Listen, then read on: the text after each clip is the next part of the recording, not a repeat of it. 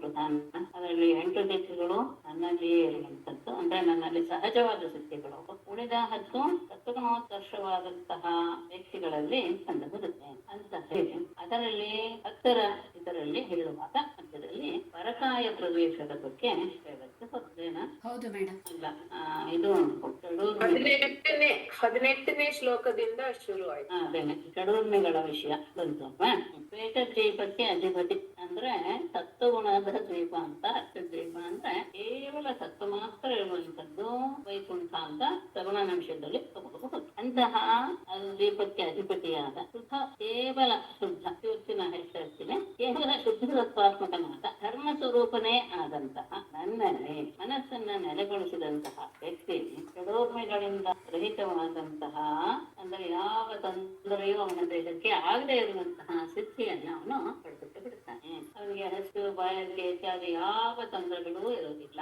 ಆ ರೀತಿಯ ಭಾವವನ್ನ ಅದಾದ ಮೇಲೆ ದೂರಶ್ರವಣ ಎಂದು ತಗೊಂಡ್ರೆ ಆಕಾಶಾತ್ಮಕವಾದಂತಹ ಯಾವ ಪ್ರಾಣ ಇದೆ, ಆ ಪ್ರಾಣದ ಸಮಷ್ಟಿ ರೂಪ ನಾನು. ಆ ಸಮಷ್ಟಿ ರೂಪದಂತಹ ನನ್ನಲ್ಲಿ ಮನಸ್ಸನ್ನು ನೆಲೆಗೊಳಿಸಿದಾಗ ನಾದವನ್ನು ಮಾತ್ರ ಧ್ಯಾನ ಮಾಡಬೇಕು. ದೇಹದಲ್ಲಿ ಮೂಲಾಧಾರದಿಂದ ನಾದ ಬರ್ತಾ ಇದೆ ಅನ್ನೋದನ್ನ ಮನಸ್ಸಿಗೆ ತಂದುಕೊಂಡಂತಹ ಹಂಸ ರೂಪದಲ್ಲಿರುವ ಜೀವಾತ್ಮ ಆಕಾಶದಲ್ಲಿ ಅಭಿವ್ಯಕ್ತವಾಗುವಂತಹ ಅಷ್ಟದಲ್ಲೇ ಕೇಳುವಂತಹ ಸಾಮರ್ಥ್ಯ ಪಡಿತಾರೆ. ದೂರ ದರ್ಶನ ಹೇಗೆ ಅಂದ್ರೆ ಸೂರ್ಯನಲ್ಲಿ ನೇತ್ರವನ್ನ, ಕಣ್ಣನ್ನ, ಕಣ್ಣಿನಲ್ಲಿ ಸೂರ್ಯನನ್ನ ನಾವು ಅಲ್ಲೇ ನೋಡೋದು. ಸೂರ್ಯ ನನ್ನ ಕಣ್ಣಿನಲ್ಲೇ ಇದ್ದಾನೆ ಅಂತ ಸಾಧಿತು. ಅದೆರಡೂ ಸಹ ಸೇರಿದಂತಹ ಸಂದರ್ಭ ಮನಸ್ಸಿನಲ್ಲಿ ಉದಯವಾದಾಗ ಆ ಮನಸ್ಸಿನ ಅದರಲ್ಲಿಯೇ ನಾನಿದ್ದೇನೆ, ಪರಮಾತ್ಮ ಇದ್ದಾನೆ ಅಂತ ಧ್ಯಾನಿಸುವಂತಹ ವ್ಯಕ್ತಿಗೆ ಸೂಕ್ಷ್ಮದರ್ಶಿತ್ವ ಪ್ರಾಪ್ತವಾಗುತ್ತೆ. ಆ ಸೂಕ್ಷ್ಮದರ್ಶಿತ್ವ ಬಂದ ತಕ್ಷಣ ಎಲ್ಲ ಸಮಸ್ತ ವಿಶ್ವವನ್ನು ಸಹ ನೋಡುವ ಸಾಮರ್ಥ್ಯ. ಆದ್ಮೇಲೆ ಮನೋಜವ ದೇಹ ತನ್ನ ಪ್ರಾಣವಾಯುವಿನೊಡನೆ ನನ್ನಲ್ಲಿ ಲೀನವಾಗಿದೆ ಅಂತ ಭಾವಿಸಿ ಮನಸ್ಸು ನನ್ನನ್ನೇ ಧ್ಯಾನಿಸ್ತಾ ಇದ್ರು. ಅಂದ್ರೆ ನಮ್ಮ ದೇಹವೇ ಪ್ರಾಣವಾಯುವಿನೊಡನೆ ಲೀನವಾಗ್ಬಿಟ್ಟಿದೆ ಅಂತ ಭಾವಿಸ್ಬೇಕು. ಆಮೇಲೆ ಮನಸ್ಸು ನಮ್ಮ ಪರಮಾತ್ಮನಲ್ಲಿ ನೆಲೆಗೊಂಡಿರಬೇಕು. ಅದರ ಮನಸ್ಸು ಎಲ್ಲಿಗೆ ಹೋಗುತ್ತೋ ಅಲ್ಲಿಗೆ ದೇಹವು ಸಹ ಹೋಗಿ ಸೇರಿಬಿಡುತ್ತೆ. ಊಹಿಸೋದು ಸಹ ಸ್ವಲ್ಪ ಕಷ್ಟವೇ. ಪ್ರಾಣವಾಯುವಿನ ಜೊತೆಗೆ ದೇಹವೂ ಸಹ ಪರಮಾತ್ಮನಲ್ಲಿ ಲೀನವಾಗ್ಬಿಟ್ಟಿದೆ ಅಂತ ಭಾವಿಸ್ಬೇಕು. ಅದರಿಗೂ ಸಹ ಅಂತರಂಗದಲ್ಲಿ ಮಾಡಿಸ್ತಾ ಇರ್ತೀವಿ, ಕಣ್ಣು ಮುಚ್ಕೊಂಡು ಇದೆಲ್ಲ ಮಾಡ್ತಾ ಇರುವಂತ. ಮನಸ್ಸು ನನ್ನನ್ನೇ ಧ್ಯಾನಿಸ್ತಾ ಇದೆ. ಆ ಸಂದರ್ಭ ಮನಸ್ಸಿನ ನೆಲೆಗೊಳ್ಳುವುದರಿಂದ ಮನಸ್ಸು ಎಲ್ಲಿಗೆ ಭಾವಿಸುತ್ತೋ ಅಲ್ಲಿಗೆ ಈ ದೇಹವೂ ಸಹ ಹೋಗ್ತದೆ. ನಾಮರೂಪ ಯೋಗಿಗೆ ತನ್ನ ಮನಸ್ಸಿನಿಂದ ಯಾವ ರೂಪವನ್ನ ಕಲಿಯಬೇಕು ಅನ್ನುವ ಇಚ್ಛೆ ಉಂಟಾಗ್ತೋ ಆ ಮನಸ್ಸಿನ ಆ ಮನೋಮಯ ರೂಪವನ್ನ ಆತ ಕಲಿತಾನೆ. ಯಾವುದು ಅದು ತನ್ನ, ಅದು ಅಷ್ಟೇ ಯೋಗಿ ನನ್ನ ಪೂರ್ಣವಾಗಿ ಧಾರಣೆ ಮಾಡಿದ್ದರ ಬಲ ಮಧ್ಯೋಗ ಬಲಂ ಆಶ್ರಯ.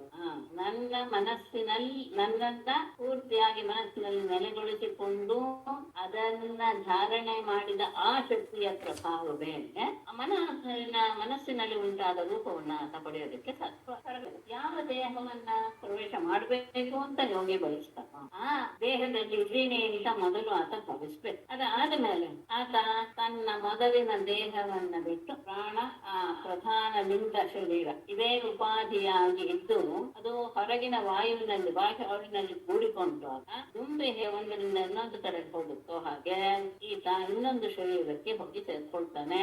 ಅಲ್ಲಿ ಏನಿರುತ್ತೆ, ಪ್ರಾಣ ಮತ್ತು ಆ ಪ್ರಧಾನ ಲಿಂಗ ಶರೀರ ಎನ್ನುವುದು ವಾಯುವಿನ ಜೊತೆಗೆ ಹೋಗಿ ಅಲ್ಲಿ ಸೇರ್ಪಟ್ಟ. ಇದೊಂದು ಚಿತ್ತು ಸುಮಾಸತಿ ನಂಗೆ ಎಲ್ರು ಹೋಗ್ತಾರ. ಇದನ್ನು ಹೇಳಿ ಆಗಿದೆ, ನೋಡಿ ಆಗಿದೆ. ತನ್ನ ಹಿಮ್ಮಡಿಯಿಂದ ಎಡಗಾಲಿನ ಹಿಮ್ಮಡಿ ಗುರುಸ್ಥಾನವನ್ನಿಲ್ಲ, ಎಡಗಾಲಿನ ಹಿಮ್ಮಡಿ ಗುರುಸ್ಥಾನವನ್ನ ಒತ್ತಿ ಹಿಡಿದು ಪ್ರಾಣಕ್ಕೆ ಉಪಾಧಿಯಾದಂತಹ ತನ್ನನ್ನ ತನ್ನ ಜೀವಾತ್ಮನನ್ನ ಹೃದಯ, ಉರೋದೇಶ, ಹೃದಯ ಭಾಗ, ಕಂಠ, ಶಿರಸ್ಸು ಇಲ್ಲಿ ಕ್ರಮವಾಗಿ ಅದನ್ನ ಹತ್ತಿಸ್ಕೊಂಡು ಹೋಗಿ ಬ್ರಹ್ಮರಂಧ್ರದ ಮೂಲಕ ತನಗೆ ಅಪೇಕ್ಷಿತವಾದಂತಹ ಬ್ರಹ್ಮನ ಇನ್ನೊಂದು ಯಾವ ಸ್ಥಾನ ಬಯಸ್ತಾನೆ ಅದನ್ನ ಮನಸ್ಸಿನಿಂದಲೇ ತಲುಪಿ ಬಿಡ್ತಾನೆ. ಅಲ್ಲಿ ಹೋಗಿ ಮುಖ್ಯ ಆಗಿರುತ್ತೆ ಜೀವಾತ್ಮ. ಆಗ ಈ ಶರೀರ ಇಲ್ಲಿ ದೇವತೆಗಳ ಅಪ್ಸರ ಜೊತೆ ವಿಹಾರ ಮಾಡ್ಬೇಕು ಅನ್ನೋ ಭಾವ ಬಂದಾಗ, ದೇವತೆಗಳ ಉದ್ಯಾನದಲ್ಲಿ ವಿಹರಿಸಬೇಕು ಎನ್ನುವ ಇಚ್ಛೆ ಇದ್ದ ಆ ಯೋಗಿ ನನ್ನ ಮೂರ್ತಿ ರೂಪವಾದ ಶುದ್ಧ ಸತ್ಯ ಧ್ಯಾನ ಮಾಡಿದಾಗ ಸತ್ವಗುಣದಿಂದಲೇ ಜನ್ಮ ತಾಳಿದ ಆವಿರ್ಭಾವವನ್ನು ಹೊಂದಿದಂತಹ ಅಪ್ಸರೆಯರು ವಿಮಾನದ ಮೂಲಕ ಬಂದು ಅವನ ಹತ್ತಿರ ಸೇವೆಗೆ ಸಿದ್ಧರಾದೆ. ಆಮೇಲೆ ಇಚ್ಛೆ, ಯಾವ ಇಚ್ಛೆ ಪಡ್ತಾನೋ ನನ್ನ ಭಕ್ತನಾದ ಮನುಷ್ಯ ಸತ್ಯ ಸಂಕಲ್ಪ ನಾನು, ಹಾಗಾಗಿ ಸತ್ಯ ಸಂಕಲ್ಪನಾದಂತಹ ನನ್ನಲ್ಲಿ ಮನಸ್ಸನ್ನ ಪೂರ್ಣವಾಗಿ ನೆಲೆಗೊಳಿಸಿ ಯಾವ ಕಾರ್ಯ ಆಗಬೇಕು ಅಂತ ಬುದ್ಧಿಯಿಂದ ಸಂಕಲ್ಪ ಮಾಡಿ ಆ ಕಾರ್ಯ ಸಿದ್ಧಿಯನ್ನ ಆತ ತಕ್ಷಣವೇ ಪಡೆದು ಬಿಡ್ತಾನೆ. ಕಾರ್ಯಸಿದ್ಧಿ ಆಯ್ತು ಅಂತಾನೆ. ಆಮೇಲೆ ಆತನ ಆಜ್ಞೆ ಎಲ್ಲ ಕಡೆ ನಡೆಯುವುದು ಹೇಗೆ ಅಂದರೆ ಈಶಿತೃ ಮತ್ತು ವಶಿತೃ ನಾನೇ ಅಂತಹ ನನ್ನ ಸ್ವಭಾವವನ್ನ ಆ ಯೋಗಿ ಈಗಾಗಲೇ ಪಡೆದಿರುವಾಗ ಆತನ ಆಜ್ಞೆಯೂ ಸಹ ನನ್ನ ಆಜ್ಞೆಯ ಹಾಗೇನೆ ಯಾವ ಅಡೆತಡೆ ಇಲ್ಲದೆ ಎಲ್ಲ ಕಡೆ ಅದು ಕಾರ್ಯಗತವಾದರೆ ಅದಕ್ಕೆ ಪ್ರತಿರೋಧ ಇರುತ್ತೆ. ಕ್ಷುದ್ರ ಫಲವನ್ನ ಕ್ಷುದ್ರ ಸಿದ್ಧಿಗಳನ್ನ ಇದು ಹೇಳಿದೆ. ನನ್ನಲ್ಲಿ ಭಕ್ತಿಯಿಂದ ಅಂದ್ರೆ ಇದೆಲ್ಲೂ ಸಹ ಕ್ಷುದ್ರ ಶಕ್ತಿ ಸಿದ್ಧಿ ನಾವು ಹೇಳ್ಬೋದು ಬಾಯಲ್ಲಿ ಅಷ್ಟೇ. ಇದನ್ನೆಲ್ಲ ಸಾಧಿಸ್ಕೊಳ್ಳಕ್ಕೆ ಆ ಯೋಗಿ ಬಹಳ ಉತ್ತಮ ಮಟ್ಟದಲ್ಲೇ ಇರ್ತಾನೆ, ಅದರಲ್ಲಿ ಏನು ಆಶ್ಚರ್ಯವಿಲ್ಲ. ಆದ್ರೆ ಆತನಿಗೆ ಅದನ್ನ ಪಡಿಬೇಕು ಅನ್ನುವಂತ ಇಚ್ಛೆ ಬರುತ್ತೆ, ಅದು ಒಂದು ವಿಶೇಷ. ಯಾಕೆ ಬಂತು ಸ್ವಲ್ಪ ಇದೆ ಕಾಲಜ್ಞಾನ ನಾನು ಆಗ್ಬೇಕು ಅಂತ ಮತ್ತೆ ಹೇಳುವ ಈ 5 ಸಹ ಸ್ವಲ್ಪ ತೊಂದರೆನೆ ಉಂಟು ಮಾಡುತ್ತೆ ಯೋಗಿಗೆ. ಹಾಗಾಗಿ ಅದನ್ನು ಬಯಸೋದು ಸರಿ ಅಲ್ಲ. ಲೋಕೋಪಾರ್ಕಾಂದ್ರೆ ಹೌದು ಗುಣ, ಆದ್ರೆ ಹಾಗೆ ಮಾಡ್ತಾ ಮಾಡ್ತಾ ತನ್ನಲ್ಲಿಯೂ ಅದರ ಪ್ರಭಾವ ಬೀರೋದಕ್ಕೆ ಶುರು ಆಗಿಬಿಟ್ರೆ ಅನ್ನೋದು ಎಚ್ಚರವಾಗಿರ್ಬೇಕು ಅಂತ ಹೇಳ್ತಾರೆ. ಅಂದ್ರೆ ಇದನ್ನ ಮಾಡ್ಕೊಳ್ಳೋದು ಬಹಳ ಸುಲಭ ಅಂತ ಭಾವಿಸ್ಬೇಕು. ಅದಕ್ಕೋಸ್ಕರ ಹೇಳಿ ಭಕ್ತಿ ಎಂಬುದು ಇರಬೇಕು, ಪರಿಶುದ್ಧವಾದಂತಹ ಮನಸ್ಸಿರಬೇಕು, ಧಾರಣೆಯನ್ನ ಚೆಂದಿ ತನ್ನಲ್ಲಿ ಅಡಗಿಸಿಕೊಳ್ಳುವಂತಹ ಯಾವ ಧಾರಣೆಯನ್ನು ಮಾಡಿದ್ರೆ ಏನೇನಾಗುತ್ತೆ ಚೆನ್ನಾಗಿ ಅರಿತಂತಹ ಯೋಗಿ ತ್ರಿಕಾಲ ಜ್ಞಾನವನ್ನು ಪಡೆದು ಬಿಡ್ತಾನೆ. ಅವನಿಗೆ ತನ್ನ ಜನನ ಮರಣಗಳು ಸಹ ಇಲ್ಲ, 3 ನಿಮಿಷ ಏನಾಗಿದ್ದೆ ಏನಾಗ್ತೇನೆ ಇದು ಅದಕ್ಕೆ ಇರ್ತದೆ. ಅದಾದ ಮೇಲೆ ನನ್ನ ಧ್ಯಾನದಲ್ಲಿ ಸಹ ಅಂದ್ರೆ ಮನಸ್ಸನ್ನ ಪೂರ್ಣವಾಗಿ ನನ್ನಲ್ಲಿ ನೆನೆಸಿಕೊಂಡಂತಹ ಮುನಿಯ ಯೋಗಮಯವಾದ ಶರೀರ ಅಗ್ನಿ ಜಲ ವಿಷ ಇತ್ಯಾದಿ ಯಾವ ತೊಂದರೆಗಳನ್ನ ಆ ಶರೀರಕ್ಕೆ ಬಂದ ತಕ್ಷಣ ಅವುಗಳಲ್ಲಿ ತಮ್ಮ ನಿಜವಾದ ಶಕ್ತಿಯನ್ನ ಕಳೆದುಕೊಂಡು ಬಿಡುತ್ತೆ. ಹೇಗೆ ಜಲಚರಗಳು ಜಲದಲ್ಲಿ ಇದ್ರೂ ಸಹ ಜಲ ಹೇಗೆ ಅವುಗಳನ್ನ ತೊಂದರೆ ಪಡಿಸೋದಿಲ್ಲ, ಹಾಗೆ ಅದು ಚೆನ್ನಾಗಿದೆ. ಇದು ಯಾಕೆ ಅನ್ನೋದನ್ನೆಲ್ಲ ಸ್ವಲ್ಪ ನೀವು ಯೋಚನೆ ಮಾಡ್ತೀರಾ ಅಂತ ನಾವು, ಯಾಕೆಂದ್ರೆ ಎಲ್ಲವೂ ಸಹ ಪರಮಾತ್ಮನ ಅಧೀನವಾದ್ದರಿಂದ ಪರಮಾತ್ಮನಿಂದ ತಪ್ಪಿಸಿಕೊಂಡಾಗ ಉಳಿದ ಬಾಹ್ಯ ವಸ್ತುಗಳನ್ನ ಅದನ್ನ ಸ್ಪರ್ಶ ಮಾಡೋದು ಹೀಗೆ ಪ್ರತಿಯೊಂದನ್ನು ಹಾಗೆ ಯೋಚನೆ ಮಾಡ್ತಾ ಹೋಗ್ಬೇಕು. ಪರಮಾತ್ಮನೆಯಲ್ಲಿಯೂ ಇದನ್ನ ನಾವು ತಿಳ್ಕೊಳ್ಬೇಕು. ಪರಮಾತ್ಮನೇ ಅಲ್ಲಿ ಇದ್ದಾಗ ಅಲ್ಲಿ ಉಳಿದ ಯಾವ ವಸ್ತುಗಳು ಸಹ ತೊಂದರೆಯನ್ನು ಉಂಟು ಮಾಡ್ತಾ ಮತ್ತವಾದದ್ದು ತುಂಬಾ ಪ್ರಧಾನವಾದಂತಹ ಕಾರಣ. ಆಮೇಲೆ ಅಪರತಃ ಚಿಹ್ನೆಯನ್ನ ಹೃದಯದಲ್ಲಿ ಎದೆ ಮೇಲೆ ಸುದರ್ಶನ ಮೊದಲಾದಂತಹ ಅಸ್ತ್ರಗಳನ್ನ ಹಿಡಿದು ಅಲಂಕೃತನಾದಂತಹ ಮತ್ತೆ ಧ್ವಜ ಛತ್ರ ಚಾಮರ ಇವುಗಳಿಂದನೂ ಸಹ ಭೂಷಿತನಾದಂತಹ ಪರಮಾತ್ಮನ ಅವತಾರ ಆ ರೀತಿಯಾದಂತಹ ಯಾವುದಾದ್ರೂ ಒಂದು ರೂಪವನ್ನ ನಾನು ಮಾಡಿಯೋ ಪರಾಜಯ. ಹೀಗೆ ಅನೇಕ ರೀತಿಯ ಯೋಗ ಧಾರಣೆ ಅನೇಕ ಅಂದ್ರೆ ಯಾವ ರೂಪದಲ್ಲಿ ಮಾಡೋದು, ಯಾವ ಸೂಕ್ಷ್ಮ ತತ್ವ ಅಂತೆಲ್ಲ ಹೇಳಿದ್ರು. ಅಂದ್ರೆ ಅನೇಕ ರೀತಿಯಾದಂತಹ ಯೋಗ ಧಾರಣೆಗಳು, ಇದನ್ನು ಬಿಟ್ಟು ಬೇರೆ ಏನೋ ಬೇಕಾದ್ರೆ ಸಾಧಿಸ್ಕೊಳ್ಬಹುದು. ಆ ಧಾರಣೆಯನ್ನ ಪರಮಾತ್ಮನಾದ ನನ್ನ ಉಪಾಸನೆ ಮಾಡುವೆ ಇದುವರೆಗೆ ಹೇಳಿದ ಸಿದ್ಧಿಗಳು ತಾನಾಗೆ ಆಗಬೇಕು ಆಗಿಬಿಡುತ್ತೆ. ಯಾಕೆ ಅಂದ್ರೆ ಜಿತೇಂದ್ರಿಯನಾದ ಶಾಂತನಾದ ಇಂದ್ರಿಯಗಳನ್ನೆಲ್ಲ ತನ್ನ ವಶಕ್ಕೆ ತೆಗೆದುಕೊಂಡಂತಹ ಪ್ರಾಣಾಯಾಮವನ್ನ ಅದರಲ್ಲಿ ಅತ್ಯಂತ ಸಿದ್ಧಿಯನ್ನು ಪಡೆದ ಮತ್ತೆ ನನ್ನಲ್ಲಿಯೇ ಮನಸ್ಸನ್ನ ಪೂರ್ಣವಾಗಿ ಯಾವುದಾ ಸಿದ್ಧಿ ದುರ್ಲಭ ಅನ್ನೋದಿದೆಯೇ ಅಂದ್ರೆ ಎಲ್ಲ ಆತನಿಗೆ ಯಾಕೆಂದ್ರೆ ಒಂದು ವಿಶೇಷ ಹೇಳೋದೇನಂದ್ರೆ ಈ ತ್ರಿಕಾಲ ಜ್ಞಾನ ಅನ್ನುವಂತಹ ಇದು ವಿಶೇಷ ಹೇಳಿದ್ವಲ್ಲ, ಆ ಕ್ಷುದ್ರ ಸಿದ್ಧಿಗೋಸ್ಕರ ವಿಶೇಷವಾದಂತಹ ಯೋಗ ಧಾರಣೆಯನ್ನು ಮಾಡಬೇಕಾದಂತಹ ಅವಶ್ಯಕತೆ ಇಲ್ಲ. ನನ್ನನ್ನ ದೃಢವಾಗಿ ನಂಬಿದ ಎಲ್ಲ ಸಿದ್ಧಿಗಳು ಸಹ ಒಟ್ಟಿಗೆ ದೊರೆಯುತ್ತೆ. ವಿಶೇಷ ಮತ್ತೆ ಇದು ಸ್ವಲ್ಪ ವಿಘ್ನಕಾರಿನೂ ಹೌದು. ಯಾಕೆಂದ್ರೆ ಶ್ರೇಷ್ಠವಾದದ್ದು ಯೋಗ. ಆ ಯೋಗದಲ್ಲಿ ತನ್ನನ್ನ ಪೂರ್ತಿಯಾಗಿ ತೊಡಗಿಸಿಕೊಂಡು ನನ್ನ ಸ್ವರೂಪವನ್ನೇ ಹೊಂದುವ ಸಾಮರ್ಥ್ಯವನ್ನು ಪಡೆದಂತಹ ಯೋಗಿಗೆ ಈ ಸಿದ್ಧಿಗಳೆಲ್ಲವೂ ಸಹ ವಿಘ್ನಗಳೇ ಆಗುತ್ತೆ ಅಂತ ಇಡವರು ಹೇಳ್ತಾರೆ. ಏನಾಗುತ್ತೆ, ಇವುಗಳೆಲ್ಲ ವ್ಯರ್ಥವಾಗಿ ಕಾಲಯಾತನಿಗೆ ನಾನು ಹೇಳೋದು. ಅಂದ್ರೆ ಎಲ್ಲರೂ ಬಂದಾಗ ತಮ್ಮ ಇದನ್ನ ತೋರಿಸ್ಬೋದು. ಯಾಕೆಂದ್ರೆ ಇದು ಕೆಲವು ಸತಿ ವಿಘ್ನವನ್ನು ಉಂಟು ಮಾಡುವಂತಹ ಸಾಧ್ಯತೆಯು ಇರುವಂತಹ ಸಾಧ್ಯತೆಯು ಮತ್ತೆ ಜನ್ಮದಿಂದಲೇ ಕೆಲವು ಸಿದ್ಧಿಗಳು ಇರುತ್ತೆ ಅಕ್ಷಿಗಳಿಗೆ. ಮತ್ತೆ ಕೆಲವು ಔಷಧಿ ಸಸ್ಯಗಳಿಂದ ಕೆಲವು ಸಿದ್ಧಿಗಳನ್ನ ಪಡಿಬಹುದು, ತಪಸ್ಸಿನಿಂದ ಪಡಿಬಹುದು, ಮಂತ್ರಗಳಿಂದ ಪಡಿಬಹುದು. ಇದೆಲ್ಲವನ್ನೂ ಸಹ ಈ ವಸ್ತುಗಳಿಂದ ಅಲ್ಲದೆ ಕೇವಲ ಯೋಗದಿಂದಲೇ ಇವುಗಳನ್ನೆಲ್ಲ ಸಾಧಿಸಬಹುದು. ಆದರೆ ಯೋಗ ಧಾರ ಸೂಕ್ಷ್ಮವಾದಂತಹದ್ದು ಆಕಾಶತ್ವವನ್ನ ಉಪಾಧಿಯಾದಂತಹ ಪರಮಾತ್ಮನನ್ನ ಆಕಾಶತ್ವದಲ್ಲಿ ತನ್ನ ಮನಸ್ಸನ್ನು ನೆಲೆಗೊಳಿಸೋದು, ಈ ರೀತಿಯಾದಂತಹ ಅನೇಕ ಯೋಗದ ಧಾರಣೆಗಳನ್ನ ಆ ಯೋಗದ ಧಾರಣೆಗಳಿಂದ ಯಾವ್ದು ಸಾಧಿಸುತ್ತೋ ಸಾಲೋಕ್ಯಾದಿ ಸಿದ್ಧಿಗಳು ಬರುತ್ತೋ ಅದನ್ನ ಈ ಜನ್ಮ ತಪಸ್ಸು ಮಂತ್ರ ಇವುಗಳಿಂದ ಪಡೆಯಕ್ಕಾಗೋದಿಲ್ಲ. ಅದಕ್ಕೆ ವಿಶೇಷವಾದಂತಹ ಶಕ್ತಿ ಬೇಕು, ವಿಶೇಷವಾದಂತಹ ಯೋಗ ಧಾರಣೆ ಮಾಡಿ. ಯಾಕೆಂದ್ರೆ ಅವುಗಳಿಗೆಲ್ಲ ಜನ್ಮದಿಂದ ಬಂದಿರುತ್ತೆ. ಪಕ್ಷಿಗಳಿಗೆ ಆಕಾಶ ಓಡಾಡ್ತದ್ದು, ಜಲಚರಗಳಿಗೆ ಸ್ತಂಭ ಇತ್ಯಾದಿ. ಆದ್ರೆ ಇವೆಲ್ಲವೂ ಸಹ ಆಗುತ್ತೆ. ಹಾಗಾಗಿ ಯೋಗಿ ಅದಕ್ಕೋಸ್ಕರ ಹೆಚ್ಚು ಪ್ರಯತ್ನ ಮಾಡುವುದು ಸರಿಯಲ್ವಾ ಅನ್ನೋದೇ ಉತ್ತಮವಾದಂತಹ ಸಿದ್ಧಿಗೋಸ್ಕರ ಪ್ರಯತ್ನ ಪಡುವುದು ಯೋಗ. ಮತ್ತೆ ಈ ಎಲ್ಲ ಸಿದ್ಧಿಗಳಿಗೂ ಸಹ ನಾನೇ ಕಾರಣ, ನಾನೇ ರಕ್ಷಕನು ಆಗಿ ಎಲ್ಲದರ ಒಡೆಯನೂ ಆಗಿದ್ದೇನೆ. ಮತ್ತೆ ಯೋಗ ಮತ್ತು ಸಾಂಖ್ಯ, ಯೋಗ ಎನ್ನುವುದು ಪರಮಾತ್ಮನಲ್ಲಿ ಸೇರಿ ಹೋಗುವುದು. ಸಾಂಖ್ಯವೆಂಬ ಜ್ಞಾನಕ್ಕಾಗಿ ಧರ್ಮಕ್ಕೆ ಸಮಾಜಗಳಿಗೆ ಎಲ್ಲರಿಗೂ ಸಹ ನಾನೇ ಸಮಸ್ತ ದೇಹಿಗಳ ಆತ್ಮಸ್ವರೂಪನಾಗಿ ಅವರಲ್ಲಿ ನಾನು ಅಂತರ್ಯಾಮಿಯಾಗಿ ಇದ್ದೇ ಇದ್ದೇನೆ. ಅಷ್ಟೇ ಎಲ್ಲ ಬಾಹ್ಯದಲ್ಲಿಯೂ ಇದ್ದು ಎಲ್ಲ ಕಡೆ ವ್ಯಾಪಕನಾಗಿದ್ದೇನೆ, ವ್ಯಾಪಿ ಆಗಿದ್ದೇನೆ. ಏಕೆ ಅಂದ್ರೆ ನಾನು ಅಪರಿಚ್ಛಿನ್ನ ಅಂದ್ರೆ ಇಲ್ಲಿ ಮಾತ್ರ ಇರೋದು, ಮುಂದೆ ಇನ್ನೊಂದ್ ಕಡೆ ಇಲ್ಲದೆ ಇರೋದು. ಪರಿಚ್ಛೇದ ಮಾಡಕ್ ಸಾಧ್ಯವ. ಅಪರಿಚ್ಛಿನ್ನ ಅಂದ್ರೆ ದೇಶ ಕಾಲ ಈ ಮೂರರಿಂದ ಛೇದ ಮಾಡಕ್ ಸಾಧ್ಯ. ಈ ದೇಶದಲ್ಲಿ ಇದ್ದೀವಿಂದ್ರೆ ಇನ್ನೊಂದ್ ದೇಶದಲ್ಲಿ ಈ ಕಾಲದಲ್ಲಿ ನಾವೇನಿದ್ರೆ ಇದ್ದೇ ಇರ್ಲಿಲ್ಲ, ಮುಂದೆನೂ ಇರುತ್ತೆ. ಈ ರೂಪದಲ್ಲಿ ಇದೀವಿ ಅಂದ್ರೆ ಬೇರೆ ರೂಪದಲ್ಲೂ ಇರತ್ತ. ಹೀಗೆ ಮೂರು ರೀತಿಯಾಗಿ ನಾವೆಲ್ಲ ಪರಿಭಾಗಕ್ಕೆ ಆದ್ರೆ ಇದು ಯಾವಿಲ್ಲ. ಎಲ್ಲದಕ್ಕೂ ದೇಶಗಳು ಇದ್ದಾನೆ, ಎಲ್ಲ ಕಾಲದಲ್ಲೂ ಅಂತದ್ದು ಅವನ ಸ್ವರೂಪ. ಹೇಗೆ ಆಕಾಶಾದಿ ಪಂಚಭೂತಗಳು ಎಲ್ಲ ರೀತಿಯ ಪ್ರಾಣಿಗಳನ್ನು ಒಳಗೆ ಹೊರಗೆ ಹೇಗೆ ವ್ಯಾಪಿಸಿಕೊಂಡಿದ್ದೋ ಹಾಗೆ ನಾನು ಅಂತ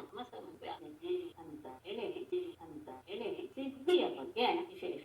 ನಿಮಗೆ ಇದು ಸ್ವಲ್ಪ ಸುಲಭವಾಗಬಹುದು. ಭಗವದ್ಗೀತೆಯಲ್ಲಿ 10ನೇ ಅಧ್ಯಾಯದ ವಿಷಯ ಹೆಚ್ಚು ಕಡಿಮೆ ಎಲ್ಲವೂ ಹಾಗೆ ಇದೆ. ಅದು ನಿಮ್ಗೆ ಅಷ್ಟು ಇದಾಗಲ್ಲ, ಅಂದ್ರೆ ಅದು ಶಬ್ದಗಳು ಬರ್ತಾನೆ ಇರುತ್ತೆ. ಹಾಗಾಗಿ ನಿಮ್ಗೆ ಅದು ಬೇಕೊಂಡು ಹೋಗ್ತಾರೆ. ಬ್ರಹ್ಮ ಪರಮಂ ಸಾಕ್ಷಾತ್ ನಾದಂ ಪಾವೃತಂ ಸರ್ವೇಷಾಮಪಿ ಭಾವಾನಾಂ ತ್ರಾಣಸ್ಥಿತ್ಯಪ್ಯಯೋದ್ಭವಃ. ಅನಾದ್ಯಂತಂ ಅಪಾವೃತಂ ಸಾಕ್ಷಾತ್ ಪರಮಂ ಸರ್ವೇಷಾಮಪಿ ಭಾವತ್ರಾಣ ಸ್ಥಿತಿ ಅಪ್ಯಯ ಉದ್ಭವ. ನೀನು ಪರಮಾತ್ಮನಿಗೆ ಉದ್ಭವ ಹೇಳುವಂತ ಅನಾದ್ಯಂತಂ, ಆದಿ ಅಂತ್ಯವಿಲ್ಲ ಹೇಳ್ತಲ್ಲ, ತ್ರಿಕಾಲದಲ್ಲಿಯೂ ವ್ಯಾಪಿಸಿ ಆದಿ ಅಂತ ಇಲ್ಲದೆ ಇರುವ ಅಪಾವೃತಂ, ಯಾವತ್ತರಿಂದಲೂ ಮರೆ ಮಾಚದೇ ಅಂದ್ರೆ ನಿರಾವರಣ ಸ್ವತಂತ್ರ ಇರುವ, ಯಾವುದು ಅವನನ್ನ ಮುಚ್ಚೋದಕ್ಕೆ ಸಾಧ್ಯ ಇಲ್ಲ. ಅವನೇ ಎಲ್ಲ ಕಡೆ ವ್ಯಾಪ್ತನಾಗಿದೆ. ಅಂತಹ ಸಾಕ್ಷಾತ್ ಪರಮಂ, ನೀನು ಅಂತಹ ಸಾಕ್ಷಾತ್ ಆದ ಪರಬ್ರಹ್ಮನೇ ಆಗಿದೆಯಾ. ಪರಬ್ರಹ್ಮ ವಸ್ತು ಬೇರೆ ಅಲ್ಲ, ಕೃಷ್ಣ ಬೇರೆ ಅಲ್ಲ. ಪರಬ್ರಹ್ಮ ವಸ್ತುವೇ ಕೃಷ್ಣನ ರೂಪದಲ್ಲಿ ನಮ್ಮ ಕಣ್ಣ ಮುಂದೆ ರೂಪದಲ್ಲಿ ಕಾಣಿಸ್ತಾ ಇದೆ.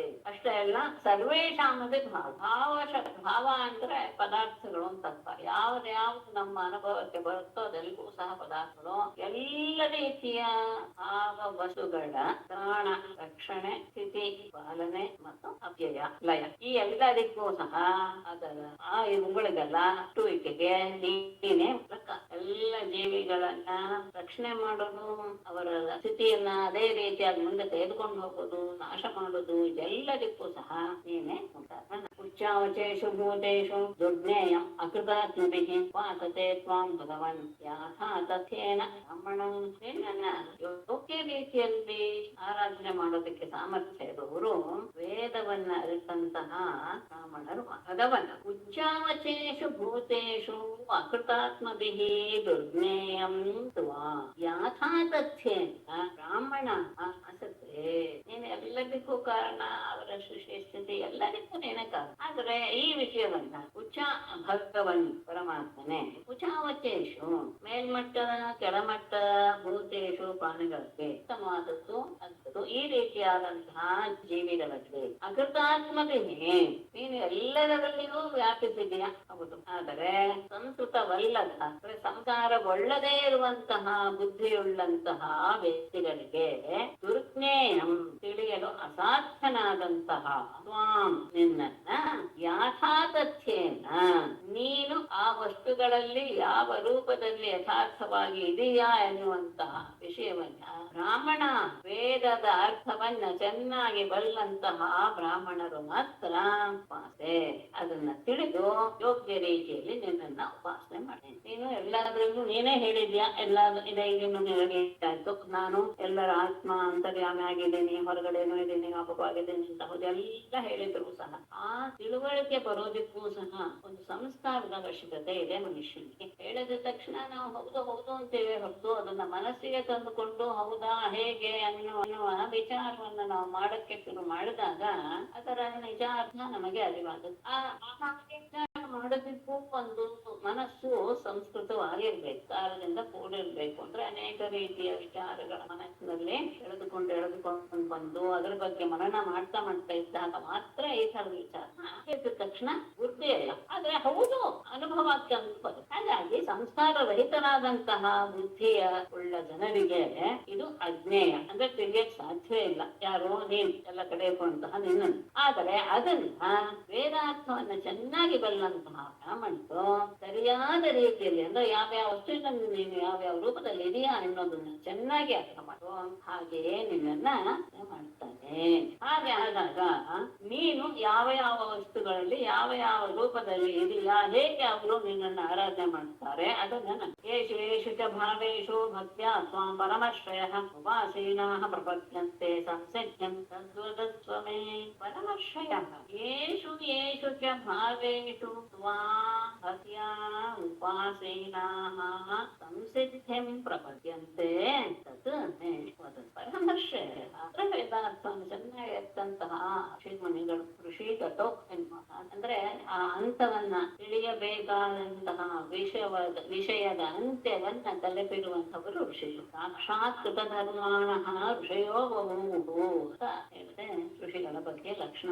ಯಾರು ಧರ್ಮಗಳನ್ನ ಸಾಕ್ಷಾತ್ಕಾರ ಮಾಡಿಕೊಂಡು ಬಿಡ್ತಾರೋ ಅವರು ಋಷಿಗಳು. ಅಂತಹ ಋಷಿಗಳು ಯೇಷು ಚ ಭಾವೇಶು ಯಾವ ಯಾವ ಭಾವ ವಸ್ತುಗಳಲ್ಲಿ ಸ್ವಾಂ ನಿನ್ನನ್ನ ಭಕ್ತಿಯ ಉಪಾಸೇನ ಭಕ್ತಿಯಿಂದ ನಿನ್ನನ್ನ ಉಪಾಸನೆ ಮಾಡ್ತಾ ಸಂಸಿದ್ಧಿಂ ಪ್ರಪದ್ಯೆ ಸಿದ್ಧಿಯನ್ನ ಪಡಿತಾರೆ ಎನ್ನುವ ವಿಷಯದ ಬಗ್ಗೆ ತದು ಆ ವಿಷಯವನ್ನ ನನಗೆ ತಿಳಿಸಿ. ಅವರಿಗೆ ಮಾತ್ರ ಗೊತ್ತಾಗತ್ತೆ ಅಂತ ಆಯ್ತು, ಯಥಾರ್ಥವಾಗಿ ತಿಳ್ಕೊಂಡು ಅದೇ ರೀತಿಯಲ್ಲಿ ಗೊತ್ತಾದ್ಮೇಲೆ ಅದೇ ರೀತಿಯಾಗಿ ಉಪಾಸನೆ ಮಾಡಿ. ಯಾವ ಯಾವ ವಸ್ತುಗಳಲ್ಲಿ ನಿನ್ನ ಅಸ್ತಿತ್ವ ಇದೆ ಎನ್ನುವುದನ್ನ ಅವರು ತಿಳಿದುಕೊಂಡು ಹೇಗೆ ಅವರು ಅದನ್ನ ಉಪಾಸನೆ ಮಾಡ್ತಾರೆ ಅದನ್ನ ನನಗೆ ವಿವರಿಸಿ ತಿಳಿಸು. ಯಾಕೆ ಅಂದ್ರೆ ನೀನು ಎಲ್ಲ ಕಡೆ ಇದೆಯಾ. ಮೂಢಶ್ಚರಸಿ ಭೂತಾತ್ಮ ಭೂತಾನಾಭೂತ ಭಾವನಾ ತ್ವಾಂ ಪಶ್ಯಂತು ಭೂತಾನಿ ಪಶ್ಯಂತಂ ಮೋಹಿತಾನಿ ತೇ. ಭೂತ ಭಾವನಾ ಭೂತಾತ್ಮ ಭೂತಾನಾಂ ಮೂಢಃ ಚರಸಿ ಗೂಢಃ ಚರಸಿ ಭೂತಾನಿ ಪಶ್ಯಂತಂ ತ್ವಾಂ ತೇ ಮೋಹಿತಾನಿ ನ ಪಶ್ಯತೆ. ಭೂತ ಭಾವನ ಎಲ್ಲ ಜೀವಿಗಳ ಉತ್ಪತ್ತಿಗೂ ಕಾರಣೀಭೂತನಾದನೆ. ಭೂತಾನ ಎಲ್ಲ ಶರೀರಗಳ ಆತ್ಮಸ್ವರೂಪಿಯಾದ ನೀನು ಭೂತಾನ ಎಲ್ಲ ಜೀವಿಗಳ ಮಧ್ಯದಲ್ಲಿ ಮೂಢತೆ ನೀನು ಯಾರಿಗೂ ಗೊತ್ತಾಗದೆ ಇರುವ ಸ್ಥಿತಿಯಲ್ಲಿ ಅವ್ಯಕ್ತವಾಗಿ ನೀನು ಸಂಚಾರ. ಯಾಕೆ ಎಲ್ಲರ ಸ್ವರೂಪವೂ ನೀನೆ, ಆ ಎಲ್ಲರ ಜೀವಿಗಳಲ್ಲಿಯೂ ನೀನು ರಹಸ್ಯವಾಗಿ ಅಂದ್ರೆ ಅವ್ಯಕ್ತವಾಗಿ ನೀನು ಸಂಚಾರ ಮಾಡ್ತಾ ಇದೀಯಾ. ಅಂತಹ ನೀನಲ್ಲ, ಅಷ್ಟೇ ಅಲ್ಲ, ನೀನೆಂತ ಭೂತಾನಿ ಪಶ್ಯಂತಂ ಎಲ್ಲ ಜೀವಿಗಳನ್ನು ನೋಡ್ತಾ ಇರುವಂತಹ ತ್ವಾಂ ನಿನ್ನನ್ನ ತೇ ಮೋಹಿತಾನೆ ನಿನ್ನ ಮಾಯೆಯಿಂದ ಮೋಹಗೊಂಡಂತಹ ಆ ಜೀವಿಗಳು ನ ಪಶ್ಯತೆ ನೋಡಕ್ಕೆ ಸಾಧ್ಯ. ನೀನು ಎಲ್ಲ ಜೀವಿಗಳನ್ನ ನೋಡ್ತೀಯ, ಒಳಗೆ ಇಟ್ಕೊಳ್ತೀಯ, ಹೊರಗೂ ಇದೆಯಾ ಎಲ್ಲರನ್ನೂ ನೋಡ್ತೀಯ. ಆದರೆ ನಿನ್ನ ಮಾಯಾಗೆ ಒಳಗಾದಂತಹ ಜೀವಿಗಳು ಮಾತ್ರ ನಿನ್ನನ್ನ ನೋಡಕ್ಕೆ ಸಾಧ್ಯವಿಲ್ಲ. ಹಾಗಾಗಿ ಹೊರಗಡೆ ವಸ್ತುವಿನಲ್ಲಿಯೇ ನೀನು ಯಾವ ಯಾವ ವಸ್ತುವಿನಲ್ಲಿ ಇದೆಯಾ ಅನ್ನೋದು ಗೊತ್ತಾದ್ರೆ ನಾವು ಅದನ್ನ ಆರಾಧಿಸಬಹುದು. ಯಾಕಾಶ್ಚಮೋ ಭೂಮೋ ಜೀವೈರಸಾಯಾಂ ವಿಭೂತಯೋ ದಿಕ್ಷು ಮಹಾವಿಭೂತೆ ಕಾಮಹ್ಯಮಾಖ್ಯಾನಿ ಅನುಭಾವಿತಾಸ್ತೆ ಕಾಮಿತೆ ತೀರ್ಥಪದಾಂಧ್ರಿಪದ್ಮಂ ಮಹಾವಿಭೂತೆ ದಿವಿ ಭೂಮೌ ದಿವಿ ದಿಕ್ಷು ಯಾಃ ವಿಭೂತಯ ತಾಃ ಮಗಂತ ಅನುಭಾವಿತಾಸ್ತೆ ಅನುಭಾವಿತಾಃ ತಾಃ ಮಹ್ಯಂ ಆಖ್ಯಾಯಿ ತೇ ತೀರ್ಥಪದಾಂಧ್ರಿಪದ್ಮಂ ನಮಃ ಮಹಾವಿಭೂತೆ ಅಂದ್ರೆ ಎಲ್ಲ ಐಶ್ವರ್ಯಗಳಿಗೂ ಮಹಿಮೆಗಳಿಗೂ ಎಲ್ಲದಕ್ಕೂ ಆಗರ ಸ್ಥಾನವಾದಂಥವನು ನೀನು. ಅಂದ್ರೆ ನಿನ್ನಿಂದಲೇ ಅವುಗಳು ಹೊರಗೆ ಬರೋದು. ಆಗರ ಸ್ಥಾನ ಅಂದ್ರೆ ಅಲ್ಲಿಯೇ ಇಟ್ಟಿದ್ದು ಹೊರಗೆ ಬರ್ತಾ ಇದೆ. ಅಂತಹ ಮಹಾವಿಭೂತಿಯಾದಂತಹ ಮಹಾ ಮಹಿಮೆಯುಳ್ಳವಾದ ಪರಮಾತ್ಮನೇ. ಭೂಮಿಯಲ್ಲಿ, ದಿವಿ ಆಕಾಶದಲ್ಲಿ, ರಸಾಯಾಂ ರಸಾತಲದಲ್ಲಿ, ದಿಕ್ಷು ಎಲ್ಲ ದಿಕ್ಕುಗಳಲ್ಲಿಯೂ ಯಾಹ ತಾಶ್ಚ ಯಾವ ಅಂದ್ರೆ ಗೊತ್ತಿಲ್ಲದೆ ಇರೋದು ವಿಶೇಷವಾದದ್ದು ಪ್ರತಿಯೊಂದು ಸಹ ವಿಭೂತಯ ಮಹಿಮೆಗಳು ಅನ್ನೋದು ಇವೆಯೋ ಅಷ್ಟೇ ಅಲ್ಲ ತೇ ಅನುಭಾವಿತ ಅದು ನಿನ್ನಿಂದ ಯಾವ ವಸ್ತುವಿನಲ್ಲಿ ಅದು ತೋರಲ್ಪಡ್ತಾ ಇದೆಯೋ ಅಂತಹ ತಾಹ ಆ ರೀತಿಯ ಮಹಿಮೆಗಳನ್ನ ವಿಭೂತಿಗಳನ್ನ ಐಶ್ವರ್ಯಗಳನ್ನ ಐಶ್ವರ್ಯ ಅಂದ್ರೆ ಈಶ್ವರಸ್ಯ ಭಾವ ಅಂತ ಈ ಐಶ್ವರ್ಯ ಸಂಪತ್ತನ್ನ ಪರಮಾತ್ಮನ ಒಂದು ಅಸ್ತಿತ್ವ ಅನ್ನೋದು ತಾತ್ಪರ್ಯ. ಅಂತಹ ನಿನ್ನ ಆ ಮಹಿಮೆಯನ್ನ ಮಧ್ಯಮಾಗಿ ನನಗೆ ನೀನು ತಿಳಿಸೋ ನಾನು ನಿನ್ನ ತೀರ್ಥ ಪದ ಅಂದ್ರೆ ತೀರ್ಥ ಅಂದ್ರೆ ಯಾವುದು ಪವಿತ್ರವೋ ಅದೆಲ್ಲವೂ ತೀರ್ಥ. ಎಲ್ಲ ತೀರ್ಥಗಳಿಗೂ ಆವಾಸಭೂತವಾದದ್ದು ನಿನ್ನ ಪಾದ ಪದ್ಮ. ಅಂತಹ ನಿನ್ನ ಪಾದ ಪದ್ಮಗಳಿಗೆ ನಾನು ನಂಬುತ್ತೇನೆ, ಪ್ರತಿಯೊಂದನ್ನು ನಾನು ತಿಳಿಸು. ಆಗ ಪರಮಾತ್ಮ ಹೇಳ್ತಾನೆ, ಯುದ್ಧರಂಗದಲ್ಲಿ ಅರ್ಜುನ ಪ್ರಶ್ನೆಯನ್ನು ಕೇಳಿದ್ದ, ಅದಕ್ಕೆ ನಾನು ಅವನಿಗೆ ಉತ್ತರ ಕೊಟ್ಟಿದ್ದೀನಿ, ಅದನ್ನೇ ನಿನಗೂ ಹೇಳ್ತೇನೆ ಅಂತ 10ನೇ ಅಧ್ಯಾಯದ ವಿಭೂತಿ ಒಳಗಡೆ ವಿಷಯ ಇದರಲ್ಲಿ ಬಂದು. ಮೇಡಮ್, ವಿಭೂತಿ ಪುರುಷರು ಅಂದ್ರೆ ಮಹಿಮೆಯಿಂದ ಹುಟ್ಟಿದವರು ಅಂತನಾ? ವಿಭೂತಿ ಪುರುಷರು ಅಂದ್ರೆ ಅವರಲ್ಲಿ ಅನೇಕ ಮಹಿಮೆಗಳು ಇರುತ್ತೆ ಅಂತ. ಪರಮಾತ್ಮನ ಅಂಶದಿಂದ ಹುಟ್ಟಿದವರು ಅಂತ ಬರ್ತಾ ಅಥವಾ ಅದೇ ಅವ್ರ ಮಹಿಮೆ ಅಲ್ಲ, ಪರಮಾತ್ಮನ ಮಹಿಮೆಯಿಂದ ಹುಟ್ಟಿದವರು ಅಂತನಾ ಅಥವಾ ಅವರೇ ಮಹಿಮೆ ಉಳ್ಳವರು ಅಂತನಾ? ಪರಮಾತ್ಮ ಮಾಡಿದ್ರಿಂದ ಪರಮಾತ್ಮನ ಮಹಿಮೆಯಿಂದಲೇ ಇವರಲ್ಲಿ ಆ ರೀತಿಯಾದಂತಹ ಒಂದು ಸಾಮರ್ಥ್ಯ ಅಂದ್ರೆ ಎಲ್ಲರಲ್ಲೂ ತಮ್ಮಲ್ಲಿರುವಂತಹ ಮಹಿಮೆಯನ್ನು ತೋರಿಸುವಂತ ಸಾಮರ್ಥ್ಯ ಪರಮಾತ್ಮನಿಂದಲೇ ಬರೋದು. ಅದು ಆ ಪರಮಾತ್ಮನ ಸೇವೆಯಿಂದಲೇ ಸಾಧ್ಯ ಆಗಬೇಕು. ಇವರಾಗಿ ಅದನ್ನ ಪಡ್ಕೊಂಡು ಬರಕ್ ಸಾಧ್ಯ ಇಲ್ಲ. ಸ್ವತಂತ್ರವಾಗಿ ಎಲ್ಲ ಪರಮಾತ್ಮನ ಸರಿ. ಆಗ ಪರಮಾತ್ಮ ಹೇಳ್ತಾನೆ, ಶ್ರೀಭಗವಾನುವಾಚ ಏವಮೇತದಹಂ ದೃಷ್ಟಃ ಪ್ರಶ್ನಂ ಪ್ರಶ್ನವಿದಾಂ ವರ ಯುತ್ಸುನಾ ವಿನಶನೆ ಸಪತ್ನೈಃ ಅರ್ಜುನೇನ ವೈ ಪ್ರಶ್ನವಿದಾಂ ವರ. ಒಳ್ಳೆಯ ಸಂಬೋಧನೆಯನ್ನ ಮಾಡಿದ್ದಾನೆ ಉತ್ಸವನಿಗೆ ಪರಮಾತ್ಮ. ವಿನಶನೆ ಸಪತ್ನೈಃ ಯುತ್ಸುನಾ ಅರ್ಜುನೇ ಏವಂ ಏತದ್ ಪ್ರಶ್ನಂ ಅಹಂ ಪೃಷ್ಟಃ ವೈ ಪ್ರಶ್ನವಿದಾಂ ವರ. ಪ್ರಶ್ನೆಯನ್ನೇ ಅಂದ್ರೆ ಪ್ರಶ್ನೆಗಳನ್ನ ತಿಳಿದುಕೊಂಡವನು ಅಂದ್ರೆ ಏನರ್ಥ? ಯಾವ ರೀತಿಯ ಪ್ರಶ್ನೆಗಳನ್ನ ಹಾಕಬೇಕು ಅನ್ನೋದನ್ನ ಚೆನ್ನಾಗಿ ಅರಿತಿರುವವರಲ್ಲಿ ಪ್ರಮುಖನೇ ವರ. ಅಂದ್ರೆ ಯಾವ ರೀತಿಯ ಪ್ರಶ್ನೆ ಮಾಡ್ಬೇಕು ಅನ್ನೋದು ಅದು ಒಂದು ಕಲೆ. ಅಂದ್ರೆ ಇದೆಲ್ಲವೂ ಸಹ ಎಲ್ಲರಿಗೂ ಉಪಯೋಗವಾಗುವಂತಹ ವಿಷಯಗಳಾದ್ದರಿಂದ ಆತ ಪ್ರಶ್ನೆ ಮಾಡುವಾಗಲೂ ಸಹ ಕೇವಲ ತನ್ನೊಂದನ್ನೇ ಇಟ್ಕೊಂಡು ಮಾಡ್ತಾ ಇಲ್ಲ, ಸಕಲ ಲೋಕಗಳನ್ನು ಇಟ್ಟುಕೊಂಡೇ ಪ್ರಶ್ನೆ ಮಾಡ್ತಾ ಇದ್ದಾನೆ. ಹಾಗಾಗಿ ಅವನು ಮಾಡಿದಂತಹ ಪ್ರಶ್ನೆಗೆ ಒಂದು ರೀತಿಯ ಏನು ಪ್ರಶಸ್ತಿ ಕೊಟ್ಟ ರೀತಿಯಲ್ಲಿ ಬೋಧನೆ ಮಾಡ್ತಾ ಇದ್ದಾನೆ.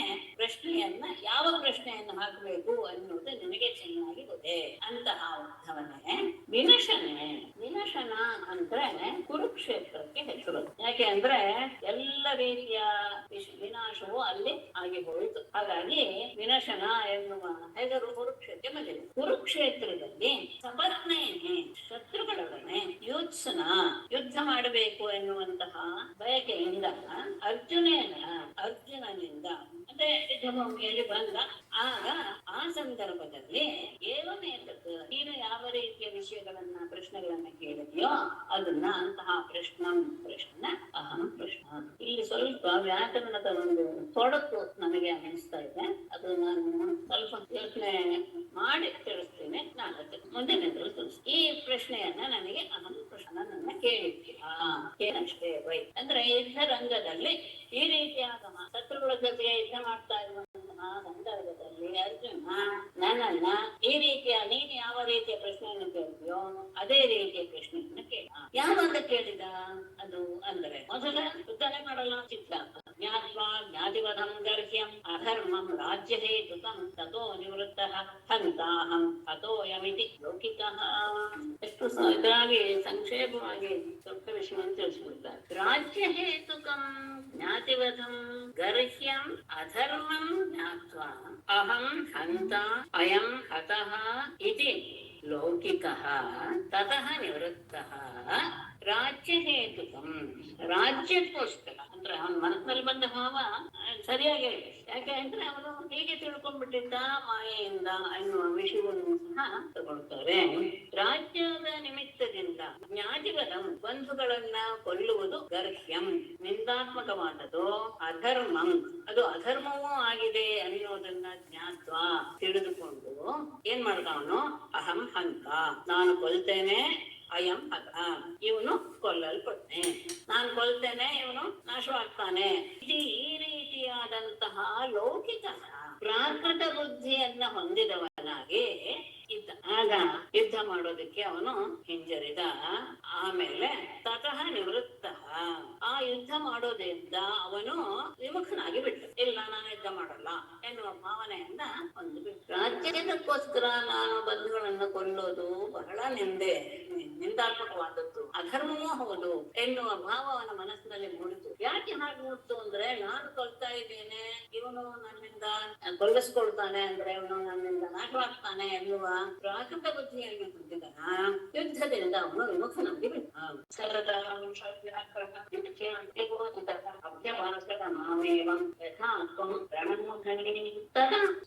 ಪುರುಷ ವ್ಯಾಘ್ರಃ ಯುಕ್ತ್ಯ ಮೇ ಪ್ರತಿಬೋಧಿತ ಯಥಾ ತ್ವಂ ಏವಂ ರಣಮೂರ್ಧನೆ ಮಾಂ ಅಭ್ಯಭಾಷ. ತದಾ ಯಾವಾಗ ಅವನು ಯುದ್ಧದಿಂದ ವಿಮುಖನಾಗಿ ಬಿಟ್ನು ಆಗ ಸಹ ಪುರುಷ ವ್ಯಾಘ್ರಃ ಆ ಪುರುಷ ಶ್ರೇಷ್ಠನು ಅಂದ್ರೆ ಅವನೇನು ಕಡಿಮೆ ಅನ್ನಲ್ಲ, ಬಲಹೀನನಾಗಿ ನಾ ಯುದ್ಧ ಮಾಡಲ್ಲ ಅಂತ ಹೇಳಿದವನಲ್ಲ, ಅತ್ಯಂತ ಪರಾಕ್ರಮಶಾಲಿ ಆ ಪುರುಷ ಶ್ರೇಷ್ಠನು ಯುಕ್ತಿಯ ಬಹಳ ಉಪಾಯದಿಂದ ಯುಕ್ತಿಯುಕ್ತವಾದಂತಹ ಮಾತುಗಳಿಂದ ಮೇ ಪ್ರತಿಬೋಧ ನನ್ನಿಂದ ಅವನು ಎಚ್ಚರಿಸಲ್ಪಟ್ಟನು. ಅಂದ್ರೆ ಅವನಿಗೆ ಯುಕ್ತಿಯಿಂದ ನಾನು ಹೇಳಿದೆ ಯೋಗ್ಯವಾದಂತಹ ರೀತಿಯಲ್ಲಿ ಸರಿಯಾದ ರೀತಿಯಲ್ಲಿ ಅದನ್ನೇ ನಾನು ನೀನು ಯುದ್ಧ ಮಾಡಲೇಬೇಕು, ಯಾಕೆ ಏನು ಎನ್ನುವುದನ್ನ ನಾನು ಬಹಳ ಯುಕ್ತಿಯುಕ್ತವಾದಂತಹ ಅವನಿಗೆ ತಿಳಿಸಿದೆ.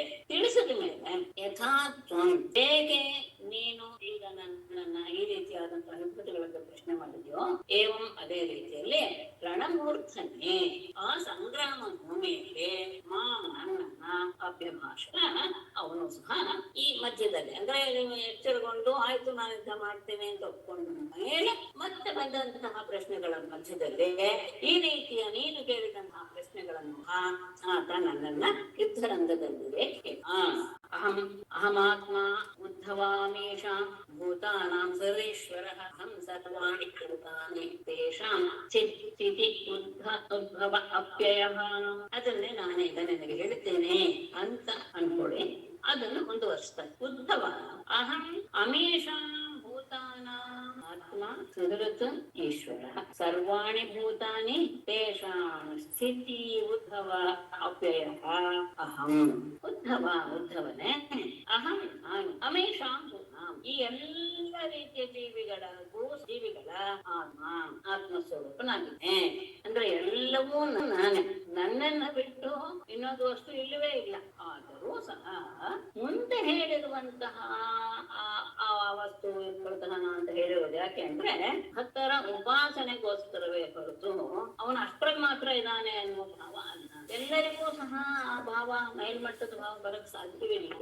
ಅವ್ರು ಯಾವುದೋ ಒಂದು ವಸ್ತುವನ್ನ ಇಟ್ಕೊಂಡು ಪೂಜೆ ಮಾಡ್ಬೇಕಾದಾಗ ಆ ಉಪಾಸನೆ ಅವರಿಗೆ ಸಿದ್ಧಿ ಆಗಲಿ ಎನ್ನುವ ಉದ್ದೇಶದಿಂದ ಈ ವಸ್ತುಗಳಲ್ಲಿ ನಾನು ಹೆಚ್ಚು ಅಂಶದಿಂದ ಇದ್ದೇನೆ ಅಂತ ಹೇಳ್ತಾ ಇದ್ದಾನೆ ಹೊರತು ಅದಕ್ಕೆ ಅವನು ಮೊದಲೇ ಹೇಳ್ಬಿಟ್ಟ ಅಮೇಶಾಂ ಭೂತಾನಾಂ ಅಹಂ ಆತ್ಮ ಅಂತ ಹೇಳಿ. ಅಷ್ಟೇ ಅಲ್ಲ, ಸುಹೃತ್ ಎಲ್ಲ ವಿದೇಶಿ ಹೌದು, ಈಶ್ವರ ಎಲ್ಲರನ್ನು ನ್ಯಾಮಕ ಮಾಡುವನು, ನಿಯಂತ್ರುವನ. ಮತ್ತೆ ಸರ್ವಾಣಿ ಭೂತಾನಿ ಅಹಂ, ಅಹಂ ಅನ್ನೋದನ್ನ ಎರಡು ಕಡೆ ತಗೊಳ್ಳೆ. ಎಲ್ಲ ಪ್ರಾಣಿಗಳು ನಾನೇ. ಅಷ್ಟೇ ಅಲ್ಲ, ತೇಷಾಂ ಸ್ಥಿತ್ಯುದ್ಭವ ಅಪ್ಯಯ ಅಪಿ ಅವುಗಳ ಸ್ಥಿತಿ ಉತ್ಪತ್ತಿ ಲಯ ಎಲ್ಲದಕ್ಕೂ ಸಹ ನಾನೇ. ಹಾಗಾಗಿ ಪ್ರತಿಯೊಂದು ಜೀವಿಗಳು ನಾನೇ ಅಂತ ಕರೆಸ್ತು. ಆ ಸ್ಥಿತಿ ಹುಟ್ಟು ನಾಶ ಎಲ್ಲವೂ ದುಃಖೂ ಸಹ ನಾನೇ. ಅಹಂ ಗತಿರ್ಗತಿಮತ ಕಾಲ ಕಲಯತಾಮಹಂ ಗುಣಾನಾಂಚಾಪ್ಯಹಂ ಸಾಮ್ಯಂ ಗುಣಿ ಔತ್ಪತ್ತಿಕೋ ಗುಣ ಗತಿಮತಾಂ ಅಹಂ ಗತಿ ಕಲಯತಾಂ ಅಹಂ ಕಾಲ ಅಪಿ ಚ ಗುಣಾನಾಂ ಅಹಂ ಸಾಮ್ಯಂ ಗುಣಿ ಔತ್ಪತ್ತಿಕಃ ಗುಣ. ಗತಿಮತಾಂ ಅಂದ್ರೆ ನಡೀತಾ ಇರುವಂತಹವರಲ್ಲಿ, ನಡಿಗೆ ಮಾಡ್ತಾ ಇರುವಂತಹ ವ್ಯಕ್ತಿಗಳಲ್ಲಿ ಗತಿ ಅಹಂ ಗತಿ ನಾನೇ. ಆ ಚಲನೆ ಇದೆಯಲ್ಲ ಅದು ನಾನೇ. ನಡ್ತಾ ಇರುವಂತಹವರ ಚಲನೆ ಇದೆಯಲ್ಲ ಶಕ್ತಿ ಇದೆಯಲ್ಲ ಆ ಚಲನೆಯು ನಾನೇ. ಅಷ್ಟೇ ಕಾಲ ಎಲ್ಲವನ್ನು ವಶ ಮಾಡಿಕೊಳ್ಳುವಂತಹವರಲ್ಲಿ ಕಾಲ ಸ್ವರೂಪಿಯಾದವನು ಅಹಂ ನಾನೇ, ಕಾಲನೇ.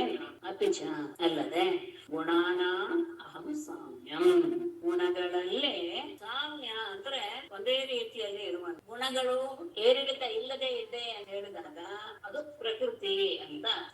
ಅಂದ್ರೆ ಪ್ರಕೃತಿ ಅದು ನಾನೇ. ಗುಣಾನ ಅಹಂ ಸಾಮ್ಯಂ, ಸಮಭಾವದಲ್ಲಿ ಯಾವಾಗ ಇರುತ್ತೋ ಆ ಪ್ರಕೃತಿಯು ನಾನೇ. ಅಷ್ಟೇ ಅಲ್ಲ, ಗುಣಿನಿ ಔಪತ್ತಿಕಃ ಗುಣ, ಗುಣ ಇರುವಂತಹ ವ್ಯಕ್ತಿಯಲ್ಲಿ ಔತ್ಪತ್ತಿಕಃ ಸಹಜವಾದಂತಹ ಮೂಲ ಗುಣವೂ ಸಹ ನಾನೇ. ಗುಣ ಅಲ್ಲಿ ಇರೋದಕ್ಕೆ ಮೂಲ ಗುಣ ಏನು, ಆ ಗುಣವೂ ಸಹ ನಾನೇ. ಅಂದ್ರೆ ಗುಣಗಳ ಮಧ್ಯದಲ್ಲಿ ಸಾಮ್ಯ ಅನ್ನೋದು ಇದ್ದಾಗ, ಅಂದ್ರೆ ಸತ್ವಾದಿಗಳು ಅದೇ ಇದೆ ಅಂದ್ರೆ ಅದನ್ನ ಪ್ರಳಯ ಆಗೋದು ಅಂತ ಹೇಳೋದು, ಅದನ್ನ ಅವ್ಯಾಕೃತ ಪ್ರಕೃತಿ ಅಂತ ಹೇಳ್ತಾರೆ. ಅದು ನಾನೇ. ಗುಣವಿರುವಂತಹ ವಸ್ತುವಿನಲ್ಲಾಗಲಿ ವ್ಯಕ್ತಿಯಲ್ಲಾಗಲಿ ಯಾವುದು ಸ್ವಭಾವ ಸಹಿತವಾದಂತಹ ಯಾವ ಗುಣ ಅನ್ನೋದಿದೆಯೋ ಆ ಗುಣವೂ ಸಹ ನಾನೇ. ಹೇಗೆ ಅನ್ನೋದಕ್ಕೆ ಟಿಪ್ಪಣಿಯಲ್ಲಿ ಒಂದು ಉದಾಹರಣೆ ಕೊಡ್ತಾರೆ. ಆಕಾಶೇ ಶಬ್ದ, ಆಕಾಶದಲ್ಲಿ ಶಬ್ದಗಳಂತ ಆಕಾಶ ಅನ್ನೋದು ಶಾಸ್ತ್ರ. ಆಕಾಶದಲ್ಲಿ ಶಬ್ದ ಇದೆ ಅಂದ್ರೆ ಆ ಶಬ್ದ ಅನ್ನೋದು ಗುಣ, ಆ ಗುಣವೂ ಸಹ ನಾನೇ. ಗುಣಿನಿ ಅಂದ್ರೆ ಗುಣ ಇರುವಂತಹ ವ್ಯಕ್ತಿ ಯಾರಾಯ್ತೋ ಆಕಾಶದ್ದು, ಆಕಾಶದಲ್ಲಿ ಒಂದು ಗುಣವೂ ಸಹ. ಅಷ್ಟೇ ಅಲ್ಲ, ಗುಣಿನಾಮಪ್ಯಹಂ ಸೂತ್ರ ಮಹತಾಂಚ ಮಹಾನ್ ಅಹಂ ಸೂಕ್ಷ್ಮಾಣಾಮಪ್ಯಹಂ ಜೀವಃ ದುರ್ಜಯಾನಾಂ ಅಹಂ ಮನಃ ಗುಣಿನಾಂ ಅಪಿ ಅಹಂ ಸೂಕ್ಷ್ಮ. ಗುಣಿನಾಂ ಅಂದ್ರೆ ಸತ್ವರ್ಗಸ್ತಮೋ ಗುಣಗಳಿಂದ ನಿರ್ಮಿತವಾದಂತಹ ವಸ್ತುಗಳಲ್ಲಿ ಪ್ರಧಾನವಾಗಿ ಇರುವಂತಹ ಅಹಂ ಸೂಕ್ಷ್ಮ ನಾನೇ. ಅದಕ್ಕೆ ಸೂತ್ರ ಆರಂಭವೇ ಅಂತ ಹೇಳಕ್ ಹೋಗಿದ್ದೇನು. ಗುಣಿನಾಂ ಅಪಿ ಅಹಂ ಸೂತ್ರಂ ಮಹತಾಂ ಅಹಂ ಮಹಾನ್ ಸೂಕ್ಷ್ಮಾಣಾಂ ಅಪಿ ಅಹಂ ಜೀವಃ ದುರ್ಜಯಾನಾಂ ಅಹಂ ಮನಃ. ಗುಣಿನಾಮಪಿ ಅಂದ್ರೆ ಆ ಸತ್ವರ್ಗಸ್ತಮೋ ಗುಣಗಳಿಂದ ನಿರ್ಮಿತವಾದಂತಹ ವಸ್ತುಗಳಲ್ಲಿ ಪ್ರಧಾನವಾದದ್ದು ಯಾವುದಿದೆಯೋ ಸೂತ್ರ ಹಿಡಿದುಕೊಳ್ಳುವುದಕ್ಕೆಲ್ಲ ಅಹಂ ಸೂತ್ರಂ ನಾನೇ. ಅದರ ಸೂತ್ರ ಮಹತಾಂ ಮಹತ್ವಗಳಲ್ಲಿ ವಿಚಾರವಾದದ್ದು ಮಹಾತ್ಮ ದೊಡ್ಡದು ಅನ್ನುವಂಥಲ್ಲಿ ಎಲ್ಲ ಅದರಲ್ಲಿರುವಂತಹ ಅಹಂ ಮಹಾನ್, ಅದರಲ್ಲಿರುವ ಮಹತ್ತತ್ವವೇ. ಸೂಕ್ಷ್ಮಾಣಾಮಪಿ ಅಹಂ ಜೀವ, ಸೂಕ್ಷ್ಮ ವಸ್ತುಗಳಲ್ಲಿ ಯಾವುದು ನಾನು ಜೀವ. ಜೀವ ಅನ್ನೋದು ಅತ್ಯಂತ ಆ ಸೂಕ್ಷ್ಮ ವಸ್ತುಗಳಲ್ಲಿ ನಾನು ಜೀವ. ದುರ್ಜಯಾನ ಗೆಲ್ಲೋದಿಕ್ಕೆ ಅಸಾಧ್ಯವಾದಂತಹ ವಸ್ತುಗಳಿದೆಯಲ್ಲ ಅದು ಯಾವುದು, ಅದರಲ್ಲಿ ನಾನು ಯಾರು ಅಹಮನ ಮನಸ್ಸು. ಮನಸ್ಸು ಅನ್ನೋದು ಗೆಲ್ಲೋದಿಕ್ಕೆ ಅಸಾಧ್ಯವಾದದ್ದು. ಹಾಗಾಗಿ ಅನೇಕ ಇರುವುದು ದುರ್ಜಯ, ಆದ್ರೆ ಅದರಲ್ಲಿ ಮನಸ್ಸಿನ ರೂಪದಲ್ಲಿ ನಾನು. ಹಿರಣ್ಯ ಗರ್ಭೋ ವೇದಾನ ಮಂತ್ರಾಣಂ ಪ್ರಣವಸ್ಪೃತ್ ತ್ರಿವೃತ್ ಅಕ್ಷರಾಣಂ ಅಕಾರೋಸ್ಮಿ ಪದಾನಿ ಛಂದಸಾಮಃ. ವೇದಾನಾಂ ಹಿರಣ್ಯ ಗರ್ಭ, ಮಂತ್ರಾಣಾಂ ತ್ರಿವೃತ್ ಪ್ರಣವಃ, ಅಕ್ಷರಾಣಾಂ ಅಕಾರಃ ಅಸ್ಮಿ ಛಂದಸಾಂ ಅಹಂ ಪದಾನಿ ವೇದಗಳಲ್ಲಿ ಅಂದ್ರೆ ವೇದವನ್ನ ತಿಳಿಸಿಕೊಡುವಂತಹವರಲ್ಲಿ ಅಧ್ಯಾಪಕರಲ್ಲಿ ಅಂತಾನೆ ಹೇಳ್ಬಿಟ್ಟಿದ್ದಾರೆ. ವೇದಾನ ಸಂಬಂಧಿ ತೇಷಾಂ ಅಧ್ಯಾಪಕ ಅದರಲ್ಲಿ ಹಿರಣ್ಯಗರ್ಭ ಹೇಳಿದಾನೋ ಅವನೇ ನಾನು. ಮಂತ್ರಗಳಲ್ಲಿ ತ್ರಿವೃತ್ತ ಪ್ರಣವ 3 ಅಕ್ಷರಗಳಿರುವಂತಹ ಓಂಕಾರ ಪ್ರಣವ ಓಂಕಾರವೇ ಅಕ್ಷರಾಣಾಂ ಅಕಾರ. ಎಲ್ಲ ಅಕ್ಷರಗಳ ನಡುವೆ ಅಕಾರ. ಹಾಗೇನೆ ಛಂದಸ್ಸಿನಲ್ಲಿ ಪದಾನಿ ಅಂದ್ರೆ ಗಾಯತ್ರಿ ಅಂತ ಅರ್ಥ ಮಾಡಿದ್ದಾರೆ. ಪದಾನಿ ಅಂದ್ರೆ ತ್ರಿಪದ ಛಂದ ಅಂತ ಹೇಳ್ತಾರೆ. ತ್ರಿಪದ ಅಂದ್ರೆ ಗಾಯತ್ರಿ. ಪದಾನಿ ಅನ್ನೋ ಶಬ್ದಕ್ಕೆ ಗಾಯತ್ರಿಯು ನಾನೇ ಆಗಿದ್ದೇನೆ. ವೇದಗಳನ್ನ ತಿಳಿಸಿಕೊಡುವಂತಹ ಅವರ ಅಧ್ಯಾಪಕರಲ್ಲಿ ಹಿರಣ್ಯಗರ್ಭನು ನಾನೇ. ಹಾಗೇನೆ ಮಂತ್ರಗಳಲ್ಲಿ 3 ಅಕ್ಷರಗಳಿರುವಂತಹ ಓಂಕಾರವೇ ನಾನು. ಮತ್ತೆ ಅಕ್ಷರಗಳಲ್ಲಿ ಅಕಾರ, ಛಂದಸ್ಸಿನಲ್ಲಿ ಗಾಯತ್ರಿ ಛಂದಸ್ಸು ಅಂದ್ರೆ ಅದೇನೆ. ಎಷ್ಟೆಷ್ಟು ಅಕ್ಷರ ಇರಬೇಕು ಅಂತ ಹೇಳ್ತೀವಲ್ಲ ಅದೇನೆ ಆ ಗಾಯತ್ರಿ ಛಂದಸ್ಸು. ತ್ರಿವೃತ್ ಶಬ್ದಕ್ಕೆ ಬಿಡಿಸ್ತಾರೆ. ಇಲ್ಲಿ 3 ಅಕ್ಷರಗಳು ಅಕಾರ ಉಕಾರ ಮಕಾರಗಳ ಇರುವಿಕೆ ಯಾವುದಿದೆಯೋ ಅದು ತ್ರಿವೃತ್ ಅಂತಂದ್ರೆ ಅದು ಪ್ರಣವ. ಇಂದ್ರೋಹಂ ಸರ್ವದೇವಾನಾಂ ವಸೂನಾಮಸ್ಮಿ ಹವ್ಯವಾಟ್ ಆದಿತ್ಯಾನಾಂ ಅಹಂ ವಿಷ್ಣು ರುದ್ರಾಣಾಂ ನೀಲಲೋಹಿತಃ ಸರ್ವದೇವಾನಾಂ ಅಹಂ ಇಂದ್ರಃ ಅಥವಾ ಸರ್ವದೇವಾನಾಂ ಇಂದ್ರಃ ಅಹಂ ವಸೂನಾಂ ಹವ್ಯವಾಟ್ ಅಸ್ಮಿ ಆದಿತ್ಯಾನಾಂ ಅಹಂ ವಿಷ್ಣು ರುದ್ರಾಣ ನೀಲಲೋಹಿತಃ. ಎಲ್ಲ ದೇವತೆಗಳ ಮಧ್ಯದಲ್ಲಿ ಇಂದ್ರನೇ ನಾನು. ಅಷ್ಟವಸುಗಳಲ್ಲಿ ವಸೂನಾಂ ಹವ್ಯವಾಟ್ ಅಸ್ಮಿ ಅಷ್ಟವಸುಗಳಲ್ಲಿ ನಾನು ಅಗ್ನಿ ಆಗಿದ್ದೇನೆ. ಹವ್ಯಸ್ಸನ್ನು ತೆಗೆದುಕೊಂಡು ಹೋಗುವಂತಹ ಅಗ್ನಿ. ಆದಿತ್ಯಾನಾಂ ಅಹಂ ವಿಷ್ಣು ಆದಿತ್ಯಾನಾಂ ಅಂದ್ರೆ ಅದಿತಿಗಳ ಮಕ್ಕಳಲ್ಲಿ ಅದಿತಿಯ ಮಕ್ಕಳಲ್ಲಿ ಅಥವಾ ದ್ವಾದಶ ಆದಿತ್ಯರಲ್ಲಿ ಅಂತ ಬೇಕಾದ್ರೂ ತಗೊಳ್ಬಹುದು. ಅಂದ್ರೆ ಇಲ್ಲಿ ಇದರಲ್ಲಿ ಅಧಿಟಿಪ್ಪಣಿಯಲ್ಲಿ ಕೊಡ್ತಾರೆ ಆದಿತ್ಯಾನಾಂ ಅದಿತಿ ಪುತ್ರಾಣಾಂ ವಿಷ್ಣು ಅಂದ್ರೆ ವಾಮನಃ. ಆದ್ರೆ ಆದಿತ್ಯ ರಾಮಚಾರಿತ್ಯದಲ್ಲಿ ಇನ್ನೂ ಅಂತಾನ ಒಬ್ಬ ಇದ್ದಾನೆ. ಅದನ್ನು ಬೇಕಾದ್ರೆ ತಗೊಳ್ಬಹುದು. ಅದನ್ನೇ ಪ್ರಧಾನವಾಗಿ ತಗೊಳ್ತಾರೆ ಟಿಪ್ಪಣಿಯಲ್ಲಿ. ಅದು ಯಾಕೆ ಅದು ಅವನೇ ತಾನೆ. ಆಮೇಲೆ ರುದ್ರಾಣ ನೀಲಲೋಹಿತ ಏಕಾದಶ ಋತುಗಳಲ್ಲಿ ನೀಲಲೋಹಿತವನ್ನೇ ನಾನು. ನೀಲಲೋಹಿತ ಇದೆ ಅಂತ ನಾವಿದ್ದಾನೆ. ಬ್ರಹ್ಮನ ಸೃಷ್ಟಿ ಆಗ್ತಾ ಇದ್ದ ಹಾಗೆ ಮೊನ್ನೆ ತಾನೇ ಹೇಳಿದೆ ನಾನು. ಕನಕಾದಿಗಳನ್ನ ಸೃಷ್ಟಿ ಮಾಡಿದಾಗ ಪ್ರಜೆಗಳ ಸೃಷ್ಟಿಗೆ ಒಪ್ಪಲಿಲ್ವೋ ಆಗ ಅತ್ಯಂತ ಕೋಪ ಬಂದ್ಬಿಟ್ಟಾಗ ಕೋಪವನ್ನು ಕಟ್ಕೊಳಕ್ ಆಗದೆ ಒಂದು ಆಕಾರ ಪ್ರತ್ಯಕ್ಷವಾಯಿತು. ಅದನ್ನೇ ರುದ್ರ. ಅವನೇ ನೀಲಲೋಹಿತ. ಮೊದಲು ಯಾರು ನಾನು ಅವನನ್ನೇ ನೀಲಲೋಹಿತ ಅನ್ನುವ ಹೆಸರಿಂದ ಕರೀತಾರೆ ಅಂತ ಅಲ್ಲಿ ಬಂತು. ರುದ್ರರಲ್ಲಿ ನಾನು ನೀಲಲೋಹಿತ. ಬ್ರಹ್ಮರ್ಷೇಣಾಂ ಮೃಗರಾಂ ರಾಜರ್ಷೇಣಾಂ ಅಹಂ ಮನಃ ದೇವರ್ಷೇಣಾಂ ನಾರದೋಹಂ ಹವಿರ್ಧಾನಿ ಅಸ್ಮಿ ಧೇನುಷು. ಬ್ರಹ್ಮರ್ಷೇಣಾಂ ಅಹಂ ಭೃಗುಃ ರಾಜರ್ಷೇಣಾಂ ಅಹಂ ಮನುಃ ದೇವರ್ಷೇಣಾಂ ಅಹಂ ನಾರದಃ ಧೇನುಷು ಹವಿರ್ಧಾನಿ ಅಸ್ಮಿ. ಬ್ರಹ್ಮರ್ಷಿಗಳ ಮಧ್ಯದಲ್ಲಿ ನಾನು ಭೃಗು. ರಾಜರ್ಷಿಗಳ ಮಧ್ಯದಲ್ಲಿ ಯಾವ ಮನು ಇದ್ದಾನೋ ಆತನೇ. ದೇವರ್ಷಿಗಳ ಮಧ್ಯದಲ್ಲಿ ನಾರದ. ಹಾಗೇನೆ ಧೇನುಗಳಲ್ಲಿ ಅವಿಜ್ಞಾನಿ ಅಂದ್ರೆ ಕಾಮಧೇನು ಉತ್ಪತ್ತಿ ಆಯ್ತು ಅಂತ ಸಮುದ್ರ ಮಥನ ಸಂದರ್ಭದಲ್ಲಿ ಬಂದಿತ್ತು. ಆ ಕಾಮಧೇನುವೆ ಬ್ರಹ್ಮರ್ಷಿಗಳ ಮಧ್ಯದಲ್ಲಿ ಭೃಗು, ರಾಜರ್ಷಿಗಳ ಮಧ್ಯದಲ್ಲಿ ಮನು, ದೇವರ್ಷಿಗಳ ನಡುವೆ ನಾರದ, ಧೇನುಗಳ ಮಧ್ಯದಲ್ಲಿ ಕಾಮಧೇನು. ಸಿದ್ದೇಶ್ವರಾಣಾಂ ಕಪಿಲಃ ಸುಪರ್ಣೋಹಂ ಪದತ್ರಿಣಾಂ ಪ್ರಜಾಪತೀನಾಂ ದಕ್ಷೋಹಂ ಪಿತೃಗಣಾಮಹಮರ್ಯಮಾನ್. ಲೋಕದಲ್ಲಿ ಯಾವ ಯಾವ ಜೀವಿಗಳು ಯಾವ್ದಾವ ಪ್ರಧಾನ ಅನ್ನೋದಿದೆಯೋ ಎಲ್ಲವನ್ನ ಹೆಚ್ಚು ಕಡಿಮೆ ತಗೊಂಡಿದ್ದಾರೆ. ಸಿದ್ದೇಶ್ವರಾಣಾಂ ಕಪಿಲಃ ಪದತ್ರಿಣಾಂ ಅಹಂ ಸುಪರ್ಣಃ ಪ್ರಜಾಪತೀನಾಂ ಅಹಂ ದಕ್ಷಃ ಪಿತೃಣಾಂ ಆರ್ಯಮಾನ್. ಸಿದ್ದೇಶ್ವರಾಣಾಂ ಸಿದ್ಧಶ್ರೇಷ್ಠರಲ್ಲಿ ಸಿದ್ಧರು ಎನ್ನುವಂತಹ ಹೆಸರಿಗೆ ಅತ್ಯಂತ ಉತ್ತಮವಾದಂಥದ್ದು ಯಾರು? ಕಪಿಲನೇ. ಪದತ್ರಿಣ ಪಕ್ಷಿಗಳಲ್ಲಿ ಸುಪರ್ಣ ಅಹಂ ಗರುಡನೇ ನಾನು.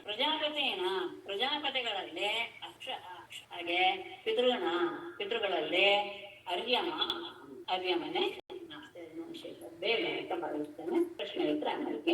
ಮಾಮಿಥಿ ಉದ್ಧವ ದೈತ್ಯಾನಾಂ ಪ್ರಹ್ಲಾದಂ ಸುರೇಶ್ವರಂ ಸೋಮಂ ನಕ್ಷತ್ರೌಷಧೀನಾಂ ಗಣೇಶಂ ಯಕ್ಷರಕ್ಷಸಾಂ. ಪ್ರಹ್ಲಾದ ಅಂತ ಇದೆ, ಮತ್ತೆ ಅದನ್ನು ಆಗ್ಲೇ ಹೇಳಿದ್ದೆ ನಾನು ವಿಷಯ. ಉದ್ಧವ ದೈತ್ಯಂ ವಸುದೇಶ್ವರಂ ಪ್ರಹ್ಲಾದಂ ಮಾಂ ವಿಧಿ ನಕ್ಷತ್ರೌಷಧೀನಾಂ ಸೋಮಂ ವಿದ್ಯೆ ಯಕ್ಷರಕ್ಷಸಾಂ ಧನೇಶಂ ವಿಧಿ. ಉದ್ಧವನೇ, ದೈತ್ಯಾನಾಂ ದೈತ್ಯರಲ್ಲಿ ಅಸುರೇಶ್ವರಂ ಅಸುರ ಶ್ರೇಷ್ಠನಾದಂತಹ ಪ್ರಹ್ಲಾದನನ್ನೇ ಮಾಮಿತೆ ನಾನು ಅಂತ ನೀನು ಭಾವಿಸು. ನಕ್ಷತ್ರೌಷಧೇನ ನಕ್ಷತ್ರಗಳಿಗೆ ಮತ್ತು ಔಷಧಿ ಶಿಷ್ಯಗಳಿಗೆ ಒಡೆಯನಾದಂತಹ ಸೋಮಂ ಚಂದ್ರನನ್ನೇ ನಾನು ಅಂತ. ಹಾಗೆ ಯಕ್ಷರಕ್ಷಸ ಗಣೇಶಂ ಯಕ್ಷರಲ್ಲಿ ಮತ್ತು ರಾಕ್ಷಸರಲ್ಲಿ ಕುಬೇರನೇ ನಾನು ಅಂತ. ಐರಾವತಂ ಗಜೇಂದ್ರಾಣ ಯಾಗಸಾಮರಣಂ ಪ್ರಭುಂ ತಪತಾಂತಿಮತಾಂ ಸೂರ್ಯಂ ಮನುಷ್ಯಾಣಾಂಚ ಭೂಪತಿ. ಗಜೇಂದ್ರಾಣಾಂ ಐರಾವತಂ ಯಾಗಸಾಂ ಪ್ರಭುಂ ವರುಣ ವಿಮತಾಂ ತಪತಾಂ ಸೂರ್ಯಂ ಭೂಪತಿ ಮಾವಿತ್ಯೆ ಅಂತ ಐರಾವತ. ಗಜೇಂದ್ರಾಣಾಂ ಐರಾವತಂ ಉತ್ತಮವಾದಂತಹ ಗಜಶ್ರೇಷ್ಠಗಳಲ್ಲಿ ಐರಾವತರೇ ನಾನು. ಹಾಗೇನೆ ಯಾಗಸಾಂ ಜಲಚರ ಪ್ರಾಣಿಗಳಲ್ಲಿ ಪ್ರಭು ಒಡೆಯನಾದಂತಹ ವರುಣನೆ. ಹಾಗೆ ಜಿಮತಾಂ ತಪತಾಂ ಸೂರ್ಯಂ ಪ್ರಕಾಶಿಸ್ತಾ ಇರುವಂತಹ ಜ್ಯೋತಿಗಳಲ್ಲಿ ಸೂರ್ಯನನ್ನು ನಾನು ಅಂತ. ಮನುಷ್ಯಾಣಾಂಚ ಭೂಪತಿ ಮನುಷ್ಯರಲ್ಲಿ ರಾಜನನ್ನೇ ನಾವಿಷ್ಣು ಕವಿ ಪೃಥ್ವೀಪತಿ ಅಂತ ಇದೆ. ರಾಜ ಯಾವಾಗಲೂ ಸಹ ವಿಷ್ಣುವಿನ ರೂಪ ಅಂತ ಪ್ರಸಿದ್ಧಿ. ಹಾಗಾಗಿ ರಾಜರ ವಿಷಯದಲ್ಲಿ ಬಹಳ ಯೋಗ್ಯವಾಗಿ ನಡೆದುಕೊಳ್ಳಬೇಕು. ಅದಕ್ಕೆ ಅವನು ಹೇಳ್ತಾನಲ್ಲ, ಯಾರು ಶಮೀಕ ಮುನಿ ತನ್ನ ಮಗನಿಗೆ ರಾಜನಿಗೆ ಶಾಪ ಕೊಟ್ಟ ತಕ್ಷಣ ಹೇಳ್ತಾನೆ, ರಾಜನನ್ನ ಹಾಗೆಲ್ಲ ಕಡೆಗೆ ಅನಿಸಲೇಬಾರ್ದು, ಅವನು ಸಾಕ್ಷಾತ್ ವಿಷ್ಣುವೇ, ನೀನು ಅವನಿಗೆ ಶಾಪ ಕೊಟ್ಬಿಡ್ತೀಯಲ್ಲ ಅಂತ ಹೇಳ್ತಾನೆ. ಉಚ್ಚೇಶ್ವವಾಸ್ತರಂಗಾಣ ಧಾತು ನಾಮ ಸ್ಮಿತಾಂಚನಂ ಯಮಃ ಸಂಯಮತಾಂ ಚಾಹಂ ಸರ್ಪಾಣಾಮಸ್ಮಿ ವಾಸುಕಿಃ. ತುರಂಗಾಣಾಂ ಉಚ್ಚೇಶ್ವವಾಃ ಧಾತೂನಾಂ ಕಾಂಚನಂ ಅಸ್ಮಿ ಸಂಯಮತಾಂ ಯಮಃ ಅಹಂ ಸರ್ಪಾಣಾಂ ವಾಸುಕಿಃ ಚ. ತುರಂಗಾಣಾಂ ಕುದುರೆಗಳಲ್ಲಿ ಉಚ್ಚೇಶ್ವವೇ, ಧಾತೂನಾಂ ಲೋಹಗಳಲ್ಲಿ ಕಾಂಚನಂ ಅಸ್ಮಿ ಚಿನ್ನವೇ ನಾನು. ಹಾಗೆ ಸಂಯಮತಾಂ ದಂಡನೆಯನ್ನ ಮಾಡುವಂತಹವರಲ್ಲಿ ಯಮನೇ ನಾನು. ಹಾಗೇನೆ ಸರ್ಪಾಣ ವಾಸುಕಿಃ ಚ ಸರ್ಪಗಳಲ್ಲಿ ನಾನೇ. ಸರ್ಪ ಬೇರೆ ನಾಗಗಳ ಬೇರೆ ನಾಗೇಂದ್ರಾಣಂ ಅನಂತೋ ಮೃಗೇಂದ್ರ ಶೃಂಗಿದಂ ಶ್ರೀಣಾಂ ಆಶ್ರಮಾಣ ಅಹಂ ತುರ್ಯಃ ವರ್ಣಾನಾಂ ಪ್ರಥಮಃ ಅನಘ. ನಾಗೇಂದ್ರಾಣಾಂ ಅಹಂ ಅನಂತಃ ಶೃಂಗಿದಂ ಶ್ರೀಣಾಂ ಮೃಗೇಂದ್ರ ಆಶ್ರಮಾಣಾಂ ಅಹಂ ತುರ್ಯಃ ಅನಘ ವರ್ಣಾನಾಂ ಪ್ರಥಮ. ನಾಗೇಂದ್ರಾಣಾಂ ನಾಗಗಳು ಸರ್ಪದ ಜಾತಿನೇ ಅದು ಇನ್ನೊಂದು. ಆ ನಾಗಗಳಲ್ಲಿ ಅಹಂ ಅನಂತಃ ನಾನು ಅನಂತ ಅಂದ್ರೆ ಶೇಷ. ಹಾಗೇನೆ ಶೃಂಗಿದಂ ಶ್ರೀಣಾಂ ಶೃಂಗ ಅಂದ್ರೆ ಕೊಂಬಿರುವಂತದ್ದು ಮತ್ತು ದಂಷ್ಟ್ರ ಕೊರಗಾಡೆ ಇರುವ ಪ್ರಾಣಿಗಳಲ್ಲಿ ಮೃಗೇಂದ್ರ ನಾನು ಸಿಂಹ. ಆಶ್ರಮಾಣ 4 ರೀತಿಯ ಆಶ್ರಮಗಳಲ್ಲಿ ಬ್ರಹ್ಮಚರ್ಯ ಸನ್ಯಾಸಗಳಲ್ಲಿ ತುರ್ಯ ನಾಲ್ಕನೆಯದಾದಂತಹ ಸನ್ಯಾಸಾಶ್ರಮವೇ ಅನಘ ಪವಿತ್ರನಾದ ಉದ್ಧವನೇ. ವರ್ಣಾನ ಜಾತಿಗಳಲ್ಲಿ ಬ್ರಾಹ್ಮಣ ಕ್ಷತ್ರಿಯ ವೈಶ್ಯ ಅಭಿಪ್ರಾಯಗಳಲ್ಲಿ ಪ್ರಥಮ ಮೊದಲನೆಯಾದ ಬ್ರಾಹ್ಮಣನೇ. ತೀರ್ಥಾನಾಂ ಸ್ರೋತಸಾಂ ಗಂಗಾ ಸಮುದ್ರ ಸರಸ ಉದಂ ಆಯುಧಾನಾಂ ಧನುರಃ ತ್ರಿಪುರಘ್ನೋ ಧನುಷ್ಮತಾಂ. ತೀರ್ಥಾನಾಂ ಸ್ರೋತಸಾಂ ಗಂಗಾ ಸರಸಾಂ ಅಹಂ ಸಮುದ್ರ ಆಯುಧಾನಾಂ ಅಹಂ ಧನುಷ್ಮತ ತ್ರಿಪುರಘ್ನಃ. ತೀರ್ಥಾನಾಂ ಪವಿತ್ರವಾದಂತಹ ತೀರ್ಥಗಳಲ್ಲಿ ಸ್ರೋತಸಾಂ ಗಂಗಾ ನದಿಗೆ, ಸರಸಾಂ ನೀರಿರುವಂತಹ ಜಲಾಶಯಗಳಲ್ಲಿ, ಸಮುದ್ರ ಅಂದ್ರೆ ನೀರು ಇರುವಂತದ್ದೆಲ್ಲೂ ನೀರಿಗೆ ಆಶ್ರಯ ಜಲಾಶಯ ಅವುಗಳಲ್ಲಿ ಸಮುದ್ರ. ಆಯುಧಗಳಲ್ಲಿ ಅಹಂ ಧನುಷ್ಮತ ಧನುರ್ಧಾರಿಗಳಲ್ಲಿ ತ್ರಿಪುರಘ್ನಃ ನಾನೇ ಶಿವ. ತ್ರಿಪುರನನ್ನು ನಾಶ ಮಾಡಿದಂತಹ ಶಿವನೇ. ಗಹನಾನಾಂ ಹಿಮಾಲಯಃ ವನಸ್ಪತೀನಾಂ ಅಶ್ವತ್ಥಃ ಓಷಧೀನಾಂ ಅಹಂ ಯವಃ. ದಿಷ್ಣ್ಯಾನಾಂ ಅಹಂ ಮೇರುಃ ಅಸ್ಮಿ ಗಹನಾನಾಂ ಹಿಮಾಲಯಃ ವನಸ್ಪತೀನಾಂ ಅಶ್ವತ್ಥಃ ಓಷಧೀನಾಂ ಅಹಂ ಯವಃ ಅಸ್ಮಿ. ಕೃಷ್ಣ ಅಂದ್ರೆ ವಾಸಸ್ಥಾನಗಳಲ್ಲಿ ಮೇರು ಮೇರು ಪರ್ವತವೇ ನಾನು. ಗಹನಂ ದುರ್ಗಮವಾದಂತಹ ದುರ್ಗಮವಾದಂತಹ ಪರ್ವತಗಳಲ್ಲಿ ಹಿಮಾಲಯ ಪರ್ವತವೇ. ವನಸ್ಪತಿ ವೃಕ್ಷಗಳಲ್ಲಿ ಅಶ್ವತ್ಥ ವೃಕ್ಷವೇ ನಾನು. ಔಷಧಿ ಸಸ್ಯಗಳಲ್ಲಿ ಅಹಂ ಯವ ಅದೇ ಆ ಸಸ್ಯವೇ ನಾನು. ಪುರೋಧಸಾಮಶಿಷ್ಟೋಹಂ ಬ್ರಹ್ಮಿಷ್ಠಾನಾಂ ಬೃಹಸ್ಪತಿಃ ತಂದೋಹಂ ಸರ್ವಸೇನಾನ್ಯಾಂ ಅಗ್ರಣ್ಯಾಂ ಭಗವಾನ್ ಅಜಃ. ಪುರೋಧಸಾಂ ಅಹಂ ವಸಿಷ್ಠಃ ಬ್ರಹ್ಮಿಷ್ಠಾನಾಂ ಅಹಂ ಬೃಹಸ್ಪತಿಃ ಸರ್ವಸೇನಾನ್ಯಾಂ ಅಹಂ ಸಂಧಃ ಅಗ್ರಣ್ಯಾಂ ಭಗವಾನ್ ಅಜಃ. ಪುರೋಧಸ ಪುರೋಹಿತರಲ್ಲಿ ಅಹಂ ವಸಿಷ್ಠನು. ಬ್ರಹ್ಮಿಷ್ಠಾನ ವೇದಾರ್ಥವನ್ನ ಚೆನ್ನಾಗಿ ಅರಿತಂತಹ ಬ್ರಹ್ಮಜ್ಞಾನಿಗಳಲ್ಲೇ ಬೃಹಸ್ಪತಿಯೇನು. ಸರ್ವಸೇನಾನ್ಯಾಂ ಎಲ್ಲಾ ಸೇನಾಧಿಪತಿಗಳಲ್ಲೇ ಅಹಂ ಸಂಧಃ ನಾನು ಸಂಧನಾಗಿದ್ದೆ. ಹಾಗೇನೆ ಅಗ್ರಣ್ಯಾಂ ಒಳ್ಳೆಯ ಸನ್ಮಾರ್ಗವನ್ನ ತೋರಿಸುವಂತಹ ವ್ಯಕ್ತಿಗಳಲ್ಲೇ ಭಗವಾನ್ ಪೂಜ್ಯನಾದ ನಮ್ಮನೆ. ಯಜ್ಞಾನಾಂ ಬ್ರಹ್ಮಯಜ್ಞೋಹಂ ವ್ರತಾನಾಂ ಅವಿಹಿಂಸನಂ ವಾಯುವ್ಯರ್ಥಾಂಬುವಾರಾತ್ಮ ಶುಚೀನಾಂ ಅಪಿ ಅಹಂ ಶುಚಿಃ. ಯಜ್ಞಾನಾಂ ಅಹಂ ಬ್ರಹ್ಮಯಜ್ಞಃ ವ್ರತಾನಾಂ ಅವಿಹಿಂಸನಂ ಶುಚೀನಾಂ ವಾಯುವ್ಯರ್ಥಾಂಬುವಾರಾತ್ಮ ಶುಚಿಃ. ಯಜ್ಞಗಳಲ್ಲೆಲ್ಲ ಬ್ರಹ್ಮಯಜ್ಞವೇ ಅಂದ್ರೆ ವೇದವನ್ನ ಅಧ್ಯಯನ ಮಾಡೋದು. ವ್ರತಗಳಲ್ಲಿ ಅಹಿಂಸಾ ವ್ರತ ಎನ್ನುವುದೇ ಶುಚೀನ ಅಂದ್ರೆ ಯಾವ್ದ್ಯಾವ್ದನ್ನ ಶುಚಿ ಮಾಡುವುದು ಅಂತಿದೆಯಲ್ಲ. ಶೋಧಕ ವಸ್ತುಗಳಲ್ಲಿ ವಾಯು ಅಗ್ನಿ ಅರ್ಥ ಅಂಬು ವಾಗ್ ಆತ್ಮ. ವಾಯು ಗಾಳಿ, ವನ್ನಿ ಅಗ್ನಿ, ಸೂರ್ಯ ಅರ್ಥ ಅಂದ್ರೆ ಸೂರ್ಯ, ಅಂಬು ಅಂದ್ರೆ ನೀರು, ಅದನ್ನೇ ವಾಗಾತ್ಮ ಮಾತಿನ ರೂಪನಾದಂತಹ ಮಾತು ರೂಪವಾದ ಶುಚಿಗೆ ಶೋಧಕ ವಸ್ತುವು ಅಂದ್ರೆ ಇದೆಲ್ಲವೂ ಸಹ ಶುಚಿಯನ್ನು ಉಂಟು ಮಾಡುವಂಥದ್ದು. ಅದು ವಾಯು, ವನ್ನಿ, ಸೂರ್ಯ, ಜಲ ಮತ್ತು ಈ ಎಲ್ಲದೂ ಸಹ ನಾನು. ಯೋಗಾನ ಆತ್ಮ ಸಂರೋಧ ಮಂತ್ರೋಸ್ಮಿ ವಿಜಿಗೀಷತಾಂ ಅನ್ವೇಕ್ಷಿಕೆ ಕೌಶಲಾನ ವಿಕಲ್ಪ ಖ್ಯಾತಿವಾದಿನಾಂ.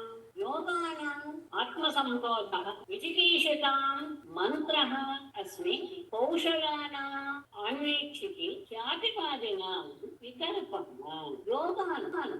ಯೋಗದ ಅನೇಕ ಯೋಗಗಳಿದೆಯಲ್ಲ, ಅಷ್ಟಾಂಗ ಯೋಗ ತಗೊಂಡ್ರೆ ಆ ಯೋಗಗಳಲ್ಲಿ ಆತ್ಮ ಸಂರೋಧ ಆ ಸಮಾಧಿ ಎನ್ನುವಂತಹದ್ದೇ ನಾನಾಗಿದ್ದೇನೆ. ವಿಜಿಗೀಷಕ ಜಯವನ್ನ ಪಡಿಬೇಕು ಎಲ್ಲದರ ಮೇಲೆ, ಎಲ್ಲರ ಮೇಲೆ ಅಂದ್ರೆ ಅಂತಹ ಜಯವನ್ನು ಬಯಸುವಂತಹ ವ್ಯಕ್ತಿಗಳಲ್ಲಿ ಮಂತ್ರಾಲೋಚನೆಯ ರೂಪದಲ್ಲಿ ನಾನು ಪರಸ್ಪರ ವಿಚಾರ ಮಾಡೋದಿದೆ. ಮಂತ್ರಾಲೋಚನೆ ಗುಪ್ತವಾಗಿ ನಡೆಯುವಂಥದ್ದು ಅದು ನಾನೇ. ಹಾಗೇನೆ ಕೌಶಲಾನ ನಿಪುಣವಾದಂತಹ ಅತ್ಯಂತ ಸಾಮರ್ಥ್ಯವನ್ನು ಅಪೇಕ್ಷೆ ಪಡುವಂತಹ ವಿದ್ಯೆಗಳಲ್ಲಿ ಅನ್ವೇಕ್ಷಿಕೆ ಅಂದ್ರೆ ಆತ್ಮ ಅನಾತ್ಮದ ವಿವೇಕವನ್ನು ತಿಳಿಸುವಂತಹ ವಿದ್ಯೆ.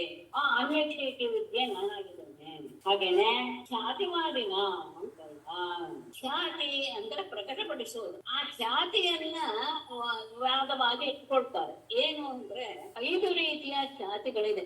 ಆತ್ಮಖ್ಯಾತಿ, ಅಸತ್ಖ್ಯಾತಿ, ಅಖ್ಯಾತಿ, ಅನ್ಯಥಾ ಖ್ಯಾತಿ, ಅನರ್ವಚನೀಯ ಖ್ಯಾತಿ ಅಂತ 5 ಖ್ಯಾತಿಗಳು ಅಂದ್ರೆ ತೋರುವುದು ಅಂತ.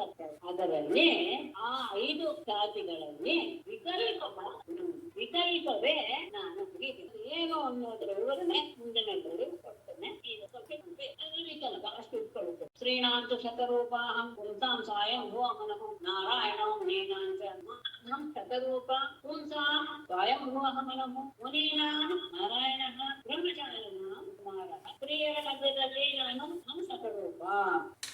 ನಮ್ಮನ ಆ ದೇಹವೇ 2 ಆಯ್ತು, ಸ್ತ್ರೀ ರೂಪದಲ್ಲಿ ಮತ್ತು ಪುರುಷ ರೂಪದಲ್ಲಿ. ಸ್ತ್ರೀ ರೂಪದಲ್ಲಿ ಶತರೂಪ ಆದ್ದು, ಪುಂ ರೂಪದಲ್ಲಿ ಮನುವೆ ಸ್ವಯಂಭೂ ಮನುವಾದ ಇದೆ. ಹಾಗಾಗಿ ಶತರೂಪ ಸ್ತ್ರೀಯರಲ್ಲಿ ನಾನು ಶತರೂಪ, ಪುರುಷರಲ್ಲಿ ನಾನು ಸ್ವಯಂಭೂ ಮನು, ಮುನಿಗಳಲ್ಲಿ ಹರನಾರಾಯಣ ಮುನಿ ಇದೆಯಲ್ಲ ನಾರಾಯಣನೇ ನಾನು ಬ್ರಹ್ಮಚಾರಿಣ ಕುಮಾರ. ಬ್ರಹ್ಮಚಾರಿಗಳಲ್ಲಿ ಕುಮಾರ ಅಂದ್ರೆ ನತ್ಕುಮಾರ.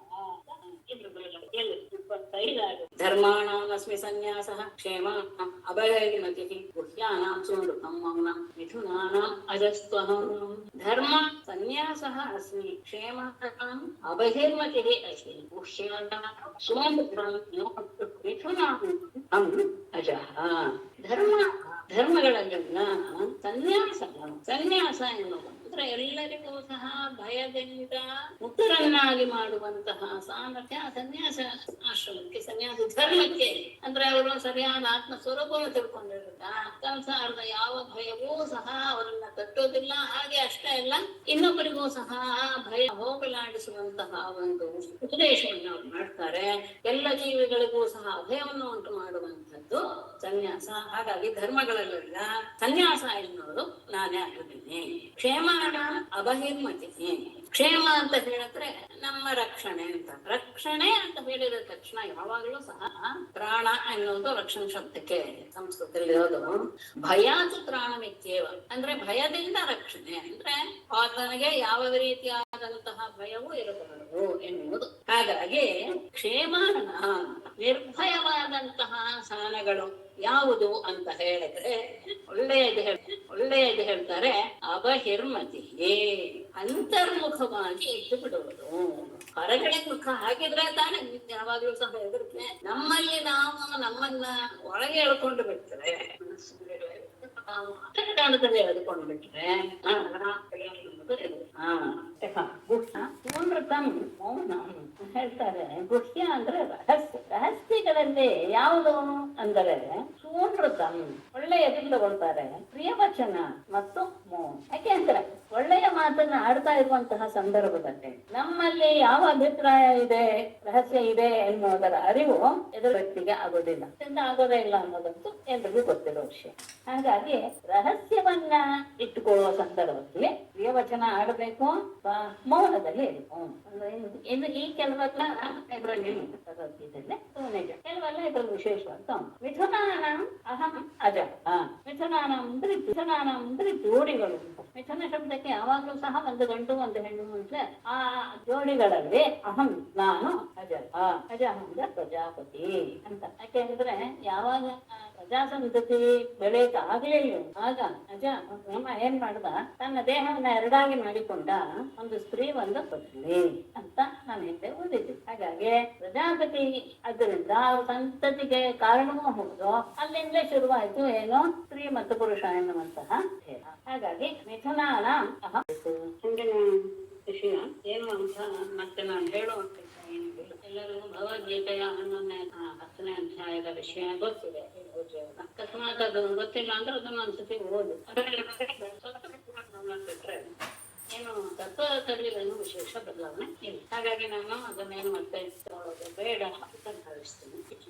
ಉದ್ಧವನ ಪ್ರಶ್ನೆ, ನಿನ್ನನ್ನ ಆರಾಧನೆ ಮಾಡುವಾಗ ಯಾವ ಯಾವ ವಸ್ತುಗಳಲ್ಲಿ ನಿನ್ನನ್ನ ಆರಾಧನೆ ಮಾಡಿದ್ರೆ ಹೆಚ್ಚು ಬೇಗ ಫಲ ಸಿಗುತ್ತೆ? ಯಾಕಂದ್ರೆ ಇರುವುದು ಒಂದೇ ವಸ್ತು ಅಂತ ಆದಾಗ ಅದರಲ್ಲಿಯೂ ಅದನ್ನ ತೋರುವಿಕೆ ಇದ್ದೇ ಇದೆ. ಮನುಷ್ಯರ ಮನಸ್ಸಿಗೆ ಒಂದು ರೀತಿಯ ಹಿತವನ್ನು ಉಂಟು ಮಾಡುವ ರೀತಿಯಲ್ಲಿ ಇರುವಂತಹ ವಸ್ತುಗಳಿಗೆ ಹೇಳ್ತಾ ಇದ್ದಾರೆ. ಇದನ್ನ ನೀವು ಯಾವುದನ್ನೇ ಇಟ್ಟುಕೊಳ್ಳಿ, ಒಂದು ವೈಶಿಷ್ಟ್ಯ ಯಾವುದನ್ನು ಸಣ್ಣ ಸಲ್ಲನ್ನಾದ್ರೂ ನಾವು ಆಸಕ್ತಿ ಬಿಟ್ರೆ ಅದರಲ್ಲಿ ಪರಮಾತ್ಮನ ಅಸ್ತಿತ್ವ ಸಹಜವಾಗಿ ಬಂದ್ಬಿಡಿ. ನಾವು ತಿಳ್ಕೊಳ್ಬೋದು ಅದೇನು ಅಂತ ಖಂಡಿತ ನಮ್ಮ ಮನಸ್ಸು ಹೇಗೆ ಯೋಚನೆ ಮಾಡುತ್ತೋ ಹಾಗೇನೆ ತಿರುಗಿರುವಂತಹ ವಸ್ತುವಿನೂ ಸಹ ನಮ್ಮಲ್ಲಿ ಅದೇ ರೀತಿಯಾದ ಆದ್ರೆ ಆ ಮಟ್ಟಕ್ಕೆ ನಾವು ಮುಟ್ಟಬೇಕಾದಾಗ ಮೊದಲು ನಾವು ಈ ರೀತಿಯಾದಂತಹ ವಿಶೇಷವಾದಂತಹ ಮಹಿಮೆ ಇರುವಂತಹ ವಸ್ತುಗಳನ್ನೆಲ್ಲ ಆರಾಧಿಸ್ತಾ ಬಂದ ಹಾಗೆ ನನಗೆ ಪರಮಾತ್ಮನ ಮಾತೆ ಹೇಳುತ್ತೆ, ಇರುವುದು ಒಂದೇ ವಸ್ತು, ಎಲ್ಲದರಲ್ಲೂ ನಾನಿದ್ದೀನಿ. ಆ ಭಾವವನ್ನ ನಾವು ಪಡ್ಕೊಳ್ಳೋದು. ಆರಂಭದಲ್ಲಿ ಅದು ಬರಲ್ಲ, ಸಹಜ ಅಲ್ಲ, ಕೆಲವರು ಬರ್ಬೋದು. ಅದು ಪೂರ್ವಪುಣ್ಯ ವಿಶೇಷ. ಬಿಟ್ರೆ ಸಹಜವಾದಂತಹ ರೀತಿಯಲ್ಲಿ ಹೇಳಿದ್ರೆ ಆ ಭಾವ ಬರೋದು ಸ್ವಲ್ಪ ಕಷ್ಟ. ಆದ್ರೆ ನಾವು ಆ ಭಾವಚಿತ್ರದಲ್ಲಿ ನಾವು ಅದನ್ನ ಅಳವಡಿಸ್ಕೊಳ್ತೇವೆ, ಏನನ್ನ ಪರಮಾತ್ಮನ ಅಸ್ತಿತ್ವವನ್ನು. ಹಾಗೇನೆ ಭಾವಚಿತ್ರ ಅದು ಆಕ್ಚುಲಿ ಅದರಲ್ಲಿ ಏನೂ ಇಲ್ಲ. ಅದು ನಾವನ್ನೆಲ್ಲ ಅಳವಡಿಸ್ಕೊಳ್ಳೋಕೆ ಈಗ ಪ್ರಯತ್ನ ಪಡ್ತಿದ್ದೀವಿ. ಅದನ್ನ ನಾವು ಸ್ವಲ್ಪ ಸಫಲತೆಯನ್ನು ಸಹ ಪಡ್ಬಿಟ್ಟಿದ್ದೀವಿ. ಅದೇ ಭಾವ ಎಲ್ಲ ವಸ್ತುಗಳಲ್ಲಿಯೂ ನಾವು ಪಡ್ಕೊಳ್ಬಹುದು ಅನ್ನೋದನ್ನ ವಿಶೇಷವಾಗಿ ಹೇಳಕ್ಕೆ ಹೊರಟಿರೋದು ಇದರಲ್ಲಿ. ಕೊನೆಯಲ್ಲಿ ಹೇಳ್ತಾನೆ, ಇದರಲ್ಲಂತೂ ಏನು ವಿಭೂತಿ ಯೋಗದಲ್ಲಿ ಕೊನೆ ಒಂದು ಸ್ತೋತ್ರ, ಕೊನೆ ಶ್ಲೋಕ ಅಂದ್ರೆ ಅದಕ್ಕೆ ಹಿಂದಿನ ಸ್ತೋತ್ರ, ಯದ್ಯದ್ ವಿಭೂತಿ ಮತ್ಸತ್ವಂ ಶ್ರೀಮದ್ ಊರ್ಜಿತಮೇವ. ಅವಾಗ್ಲೂ ನಾವು ಕರುತ್ತೆ ತತ್ತದೇವಾವದಕ್ಷತ್ವಂ. ಆ ಪ್ರಕಾರ ಇದೆಲ್ಲ ಮುಗಿದ ಅಷ್ಟು ಜ್ಞಾಪಕ ಬರುತ್ತೆ. ಅವ್ನು ಹೇಳ್ತಾನೆ ಆ ವಿಷಯ. ಹಾಗಾಗಿ ನಾನು ಮುಂದೆ ಹೋಗ್ತೇನೆ, ವಿಷಯ ಮತ್ತೆ ಹೇಳೋ ಅವಶ್ಯಕತೆ ಇಲ್ಲ ಅಂತ ಹಿಂದೆ ಹೇಳಿದಂತಹ ಆ ವ್ಯಕ್ತಿಗಳಲ್ಲಿ ಈ ವ್ಯಕ್ತಿಗಳನ್ನ ನಾವು ಆರಾಧಿಸಬೇಕು. ವಿಶೇಷ ದೇವ ಅವಗಚ್ಚತ್ವ ಮಮ ತೇಜೋಂಶ ಸಮಂ. ಮಮ ತೇಜೋಂಶ ಸಮಂ. ಇದು ಮಹಿಮೆ ಸಿಗೋದು ಕಾಣುತ್ತೆ. ಅಷ್ಟೇ ಅಲ್ಲ, ಅದರಲ್ಲಿ ಒಂದು ರೀತಿಯಾದಂತಹ ಕಾಂತಿ, ಉತ್ಸಾಹ, ವಸ್ತುವಿನಲ್ಲಿ ಕಿಮದು ಉಚಿತಮೇವ ತತ್ವಂ ಅನ್ನೋದು ಕೆಲವು ವಸ್ತು ಉಂಟಪ್ಪ. ಯಜ್ಞೂಟಿನ ತತ್ವಂ ಒಂದು ಮಹಿಮೆ ಇರುವಂತಹ ಒಂದು ವಸ್ತುಗಳಾಗಲಿ, ಅದರಲ್ಲಿರುವಂತಹ ಕಾಂತಿ ಆಗಲಿ, ಅದರಲ್ಲಿರುವಂತಹ ಉತ್ಸಾಹವಾಗಲಿ, ಎಲ್ಲವೂ ಯಾವುದ್ಯಾವುದನ್ನು ನೀವು ವಿಶೇಷವಾಗಿ ತೋರಿಸುವ ವಸ್ತುಗಳಲ್ಲಿ ತತ್ತದೇವ ಅವಗಚ್ಚ ತ್ವಂ ಕಿಮಿತಿ ಮಮ ತೇಜವಂಶ ಸಂಭವಂ, ನನ್ನ ತೇಜಸ್ಸಿನ ಅಂಶದಿಂದಲೇ ಅವರ ಎಲ್ಲರ ಆವಿರ್ಭಾವವಾಗಿದೆ ಅಂತ ತಿಳ್ಕೊ. ಅದಕ್ಕೆ ಎಲ್ಲದರಲ್ಲಿಯೂ ಸಹ ಪರಮಾತ್ಮ ಅಂಶ ಇದೆ. ಭವತಿ ನಮ್ಮ ಸಿದ್ಧಾಂತ. ನಾವು ಅಲ್ಲಿ ಯಾವ ರೀತಿಯ ಭಾವನೆಯನ್ನು ಇಟ್ಕೊಳ್ತೀವೋ ಅದೇ ರೀತಿಯಾಗಿ ಎದುರಿಗಿರುವಂತಹ ವ್ಯಕ್ತಿಯಲ್ಲಿ ವಸ್ತುವಿನಲ್ಲಿ ಕಾಣುತ್ತೆ. ಒಂದು ಸನಾತನ ಸಂಪ್ರದಾಯದ ಒಂದು ರೀತಿ ಅಷ್ಟೇ ಅಲ್ಲ, ಅದು ಅನುಭವ ವೈದ್ಯರು. ಇಲ್ಲಿ ನಾನು ಸ್ತ್ರೀಣಂತೂ ಅದು ಆಯ್ತು ಅಂತ ಭಾವಿಸ್ತೇನೆ. ಹೌದಾ? 25 ಆಯ್ತು ಅಂತ ಅನ್ಕೋತೀನಿ. ಹೌದು, 25. ಸ್ತ್ರೀಣಾಂತ ಶತರೂಪಾಹಂ ಪುಂಸಾಂ ಸ್ವಯಂಭುವೋ ಮನು ನಾರಾಯಣ ಮುನೀನಾಂಚ ಕುಮಾರಃ ಬ್ರಹ್ಮಚಾರಿಣ ಅಂತ. ಸ್ತ್ರೀಯರಲ್ಲಿ ಶತರೂಪ, ಪುರುಷರಲ್ಲಿ ಇನ್ನೊಂದು ವೈಶಿಷ್ಟ್ಯ. ಪುರುಷ ಶಬ್ದಕ್ಕೆ ಸ್ತ್ರೀ ಮತ್ತು ಪುರುಷ ಅಂದ್ರೆ ಕುಮಾರ ಎನ್ನುವ ಎರಡು ಅರ್ಥವೂ ಇದೆ. ಯಾಕೆಂದ್ರೆ ಪುರುಷ ಎನ್ನುವುದು ಸ್ತ್ರೀಗೆ ಮಾತ್ರ, ಪುರುಷನ ಮಾತ್ರ ಬರುತ್ತೆ, ಗಂಡಸಿಗೆ ಮಾತ್ರ ಎನ್ನುವುದು ಅಲ್ಲ. ಶಬ್ದ ಹೇಳೋದೇ ಏನು ಅಂದ್ರೆ ಯಾವ ಜೀವ ಪುರೀತತು ಎನ್ನುವ ಇದರಲ್ಲಿ ಶೇಪೆ, ಪುರೀತತು ಎನ್ನುವ ನಾಡಿನ ಅಲ್ಲಿ ಸುಷುಪ್ತಿಯಲ್ಲಿ ಅಲ್ಲಿ ವಿಶ್ರಾಂತಿ ತಗೊಳ್ಳೋದು ಒಂದು ಇದೆ ವ್ಯವಸ್ಥೆ ಮತ್ತು ಸಿದ್ಧಾಂತ ಸಹ. ಹಾಗಾಗಿ ಪುರುಷ ಶಬ್ದ ಎಲ್ರಿಗೂ ಅನ್ವಯಿಸುತ್ತೆ. ಶೇಷವಾಗಿ ಏನಾದ್ರೂ ಒಂದು ವ್ಯಕ್ತಿಯನ್ನ ಇಟ್ಕೊಂಡ್ರೆ ನಾವು ಹೇಳಿದಾಗ ಅಲ್ಲಿ ಗಂಡಸು ಅನ್ನುವಂತ ಕುಮಾರ ಅನ್ನುವಂತ ಪುರುಷರಲ್ಲಿ ಸ್ವಯಂ ಮುನಿಗಳಲ್ಲಿ ನಾರಾಯಣ ಮುನಿ ಅಂದ್ರೆ ನರನಾರಾಯಣ ಮುನಿ ಇದೆಯಲ್ಲ, ಅವರಿಗಾರಲ್ಲ ಆ ನಾರಾಯಣ ಮುನಿ.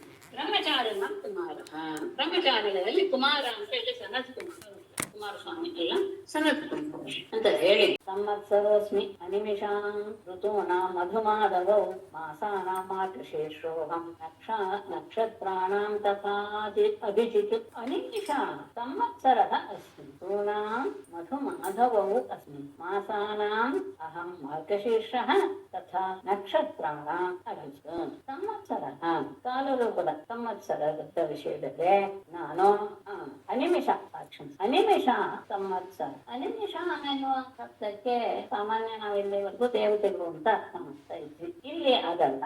ನಿಮಿಷ ಅಂದ್ರೆ ಏನು ಅಂದ್ರೆ ರೆಪ್ಪೆ ಮುಚ್ಚೋದು ಗೊತ್ತಿದೆ. ರೆಪ್ಪೆ ಮುಚ್ಚದೆ ಇರೋದು ಅನ್ನೋದು ಅಂದ್ರೆ ಏನರ್ಥ? ಯಾವಾಗಲೂ ತಪ್ಪು ಮಾಡದೆ ಜಾಗರೂಕವಾಗಿರುವುದು ಅಂತ.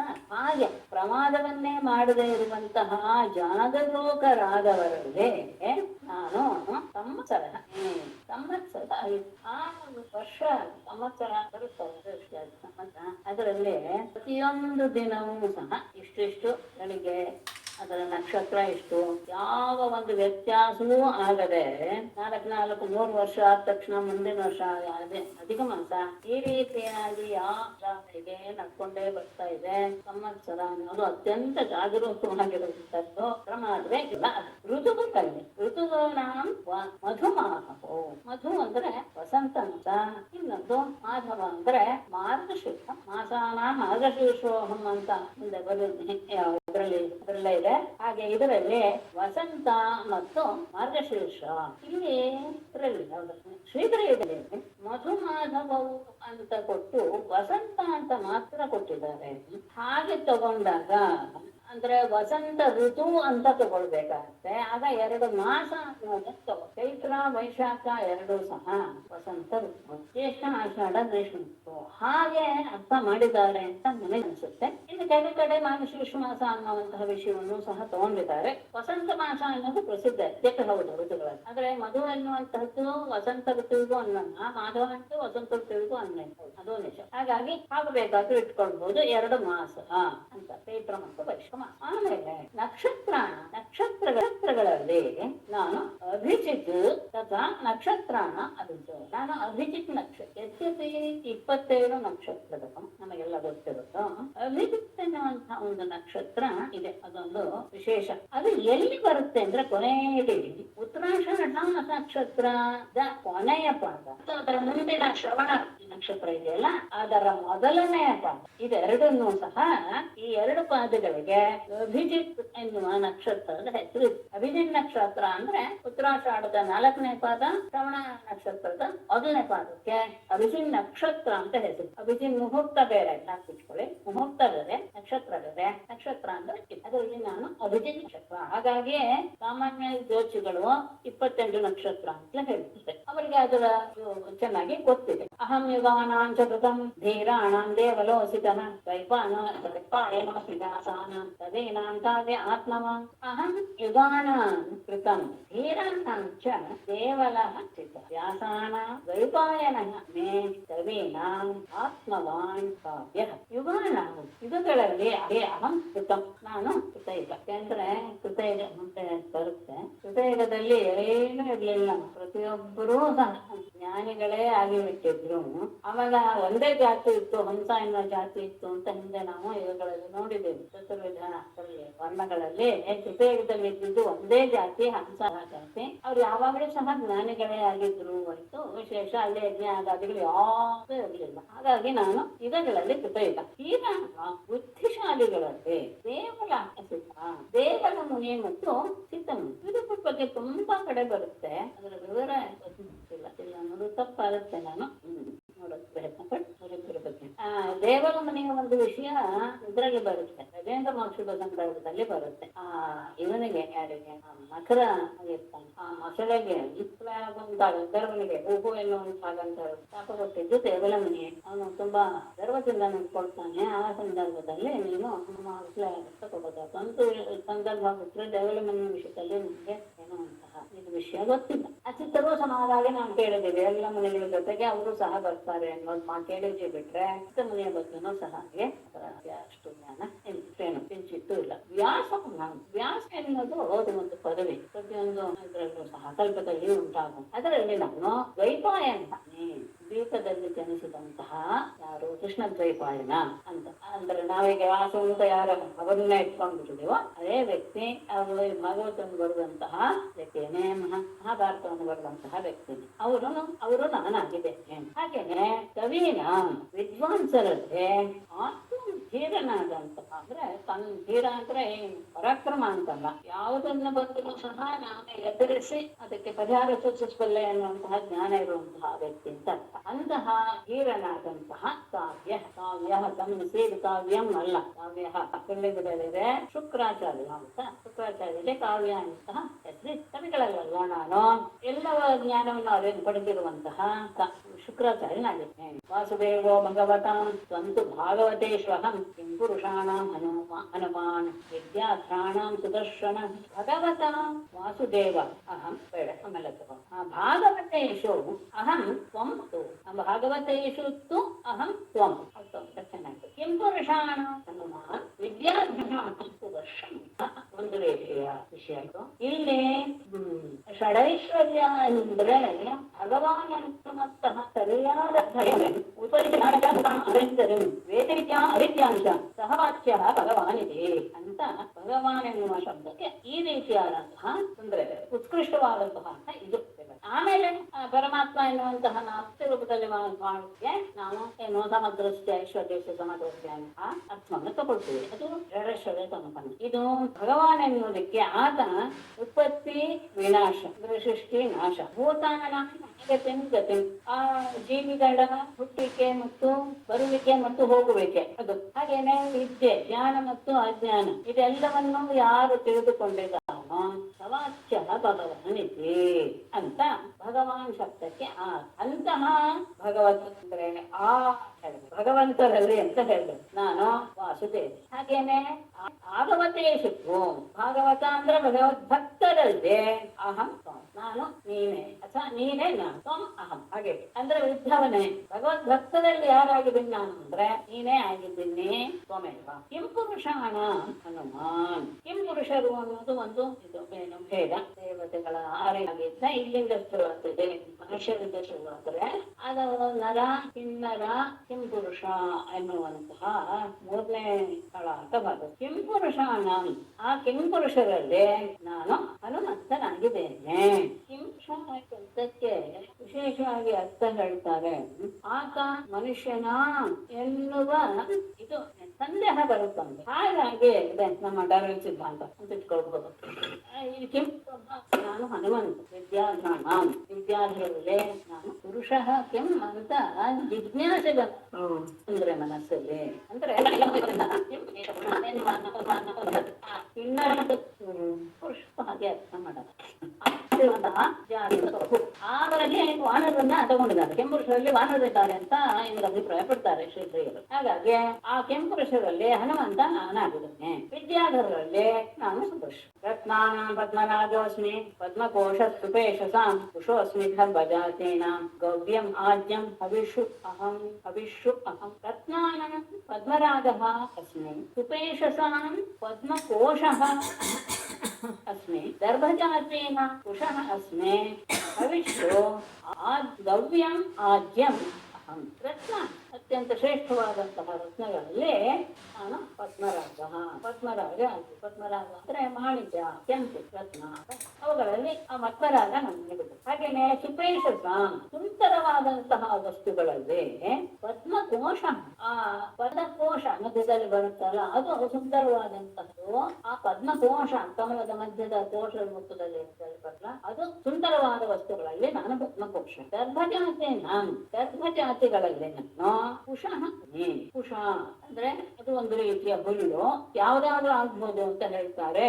ಕಾಶ ದುರ್ವಾದೀನ ಅಂದ್ರೆ ಇದು ತೆರಿಗೆ ಇತ್ಯಾದಿಗಳಲ್ಲೆಲ್ಲ ಎಲ್ಲದರಲ್ಲಿಯೂ ಸಹ ಪವಿತ್ರವಾದಂತಹ ಹುಲ್ಲಿನ ಜಾತಿಗಳಲ್ಲಿ ನಾನು ದರ್ಭೆ ಆಗಿದ್ದೇನೆ. ಅಂದ್ರೆ ದರ್ಭೆಯ ಒಂದು ಏನು ಗುಣ ಇದೆಯೋ ಆ ಗುಣ ಇವುಗಳಲ್ಲೂ ಇದೆ, ಯಾವ್ದು ಗರಿಕೆಯಲ್ಲೂ ಇದೆ. ಆದ್ರೆ ಅದರಲ್ಲೆಲ್ಲೂ ಸಹ ದರ್ಭೆಯಲ್ಲಿ ನಾನು ನನ್ನ ಅಂಶ ಇದೆ. ಹಾಗೇನೆ ಹವಿಸ್ಸುಗಳಲ್ಲಿ ಗೌರ್ಯಂ ಆಜ್ಯಂ ಹಸುವಿನ ತುಪ್ಪುವೆ ನಾನು. ಯಾವ್ದ್ರಲ್ಲಿ ಅರ್ಪಿಸುವಂತಹ ಹವಿಸ್ಸುಗಳಲ್ಲಿ ತುಪ್ಪದ ರೂಪವೇ, ಹಸುವಿನ ತುಪ್ಪುವೆ ನಾನು. ಹಾಗೆ ವ್ಯವಸಾಯಿನಾಂ ಅಹಂ ಲಕ್ಷ್ಮೀ ಹಿತವಾನಾಂ ಛಲಗ್ರಹಃ ತಿತಿಕ್ಷಾಸ್ಮಿ ತಿತಿಕ್ಷೂಣಾಂ ತತ್ವವತಾಮಹಂ. ವ್ಯವಸಾಯಿ ಲಕ್ಷ್ಮೀ ಹಿತವಾನಾಂ ಛಲಗ್ರಹ ತಿತಿಕ್ಷೂಣಾಂ ತಿತಿಕ್ಷಾ ಅಸ್ಮಿ ತತ್ವವತಾಂ ಅಹಂ ತತ್ವಂ. ವ್ಯವಸಾಯನ ನಿರಂತರವಾಗಿ ಉದ್ಯೋಗವನ್ನು ಮಾಡುವಂತಹ ವ್ಯಕ್ತಿಗಳಲ್ಲಿ ಅಹಂ ಲಕ್ಷ್ಮೀ, ನಾನು ಧನ ಸಂಪತ್ತಿನ ರೂಪದಲ್ಲಿ ಲಕ್ಷ್ಮಿಯ ರೂಪದಲ್ಲಿ ಇದ್ದೀನಿ. ಅಂದ್ರೆ ಅವರಲ್ಲಿರುವಂತಹ ಲಕ್ಷ್ಮಿಯೇ ನಾನು. ಅಂದ್ರೆ ಅದು ಇದ್ದೀನಿ ಅಂತ. ಹಿತವಾಗಿ ದ್ಯೂತ ಮಾಡುವವರು, ಜೂಜಾಟಗಳು. ಆ ಜೂಜಾಟಗಳಲ್ಲಿ ಛಲ ಅಂತ ಹೇಳಿದ್ರೆ ಆ ಇದು ಪಗಡೆಯ ಇದನ್ನ ಹಾಕ್ತಾರಲ್ಲ ದಾಳ, ಆ ದಾಳವನ್ನು ಹಾಕುವಾಗ ಪ್ರತಿಯೊಂದರಿಗೂ ಸಹ ನಾನು ಇದೇ ಮಾಡ್ತೇನೆ ಎನ್ನುವಂತಹ ಇದನ್ನ ದೃಢತೆಯನ್ನ ತಂದುಕೊಂಡು ಹಾಕೋದು ಒಂದು. ಇನ್ನೊಂದು, ಅದರಲ್ಲಿ ಪರಾಭವವನ್ನು ಹೊತ್ತಾ ಇದ್ರೂ ಸಹ ಅದನ್ನ ಬಿಡದೆ ಮುಂದುವರಿಸ್ಕೊಂಡು ಹೋಗಿ ಕೆಲಸಕ್ಕೆ ಗೆಲ್ಲುವ ಗೆಲ್ಲುವ ಅವಕಾಶಗಳು ಇರುತ್ತೆ. ಕೆಲಸಕ್ಕೆ ಎಲ್ಲವನ್ನು ಕಳೆದುಕೊಂಡು ಆ ಗುಣ ಹೇಳಲ್ಲ. ತಿತಿಕ್ಷೋಣ ತಾಳ್ಮೆ ಇರುವಂತಹ ಜನರಲ್ಲಿ ತಿತಿಕ್ಷಮಾ ಗುಣವೇ ಅವರಲ್ಲಿರುವಂತಹ ಕ್ಷಮಾಗುಣವೇ ಕ್ಷಮಾಗುಣ ಅಂದ್ರೆ ಹಿಂದೆ ಹೇಳಿದ್ದೀನಿ ಆ ರೀತಿಯ ಕ್ಷಮ. ಹಾಗೇನೆ ಸಾತ್ವಿಕರಲ್ಲಿ ನಾನು ಸತ್ವಂ, ಅವರಲ್ಲಿರುವಂತಹ ಸತ್ವ ಅಂದ್ರೆ ಆ ಸಾತ್ವಿಕರಲ್ಲಿ ಒಂದು ಧೈರ್ಯ ಇರುತ್ತೆ, ನನಗೆ ಏನೂ ತೊಂದರೆ ಆಗಲ್ಲ ಎನ್ನುವಂಥದ್ದು. ಆ ಸತ್ವ ಇದೆಯಲ್ಲ ಅವರ ಆ ಗುಣ, ಅದೇ ಸಾಮಾನ್ಯವಾಗಿ ನಮ್ಗೆ ಯಾವುದೇ ಒಂದು ವಿಷಯದಲ್ಲಿ ಏನಾದ್ರೂ ಹೆದರಿಕೆ ಆದ್ರೆ ನಾವು ಸ್ವಲ್ಪ ಅದ್ರ ಬಗ್ಗೆ ಯೋಚನೆ ಮಾಡ್ತೀವಿ, ಇದ್ರಲ್ಲಿ ನಾನೇನಾದ್ರೂ ತಪ್ಪು ಮಾಡಿದಿಲ್ಲ ಅಂತ. ಆಗಿಲ್ಲ ಅನ್ನೋದು ನಮ್ಗೆ ದೃಢವಾದ ತಕ್ಷಣ ಮನಸ್ಸು ಎಷ್ಟು ಹಗುರವಾಗುತ್ತೆ, ನನಗೆ ಇನ್ನೇನು ತೊಂದರೆ ಆಗುತ್ತ ಎನ್ನುವ ಭಾವ ಸಹಜವಾಗಿ ತಕ್ಷಣ ಅನ್ಸುತ್ತೆ. ಮಾತ್ರ ಆಯ್ತೇನೋ ನಮ್ಮಿಂದ ಅಂತ. ಇಲ್ಲ, ಆಗಿಲ್ಲ ಎನ್ನುವುದು ಮನಸ್ಸಿಗೆ ಬಂದ ತಕ್ಷಣವೇ ಮನಸ್ಸು ಇನ್ನೂ ಧೈರ್ಯವನ್ನು ಪಡೆಯುತ್ತೆ, ನನಗೇನು ತೊಂದರೆ. ಓಜಸ್ಸಹೋ ಬಲವತಾಂ ಕರ್ಮ ಸಾತ್ವತಾಂ ನವ ಮುಹೂರ್ತೇನಾಂ ಆದಿಮೂರ್ತಿರಹಂ ಪರಾ. ಬಲವತಾಂ ಓಜಃ ಸಹಃ ಸಾತ್ವತಾಂ ಅಹಂ ಕರ್ಮ ವಿಧಿ ಸಾತ್ವತಾಂ ನವಮೂರ್ತೇನ ಅಹಂ ಪರಾ ಆದಿಮೂರ್ತಿ. ಬಲವತಾಂ ಬಲಶಾಲಿಗಳಲ್ಲಿ ಬಲವತಾಂ ಓಜಃ ಸಹಃ ಸಾತ್ವತಾಂ ಅಹಂ ಕರ್ಮ ವಿಧಿ ಸಾತ್ವತಾಂ ನವಮೂರ್ತೇನ ಅಹಂ ಪರಾ ಆದಿಮೂರ್ತಿ. ಬಲವತಾಂ ಬಲಶಾಲಿಗಳಲ್ಲಿ ಮತ್ತೆ ಅದೇ ಪ್ರತಿಯೊಂದನ್ನು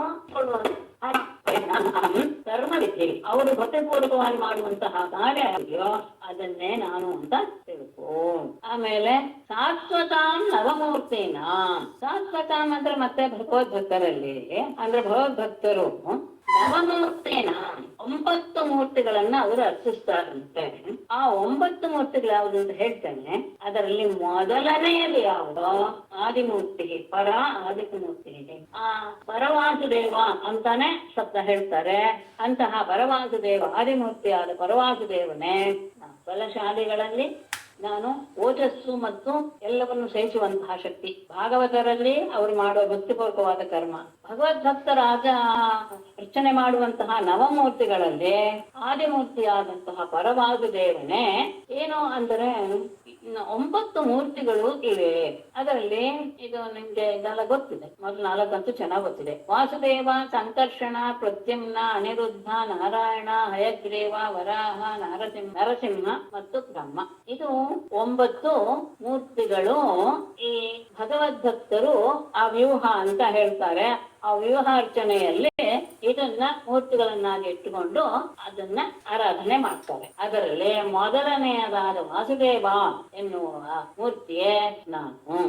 ವಿಶ್ವಸು ಪೂರ್ವಚಿತ್ತಿ ಗಂಧರ್ವಾಪ್ಸರಸಾಮಹಂ ಭೂಧರಾಣಾಮಹಂ ಸ್ಥೈರ್ಯಂ ಗಂಧಮಾತ್ರಮಹಂ ಭುವಃ ಗಂಧರ್ವಾಪ್ಸರಸಾಂ ಅಹಂ ವಿಶ್ವಾವಸು ಪೂರ್ವಚಿತ್ತಿ ಭೂಧರಾಣಾಂ ಅಹಂ ಸ್ಥೈರ್ಯಂ ಭುವಃ ಅಹಂ ಗಂಧ ಮಾತ್ರ.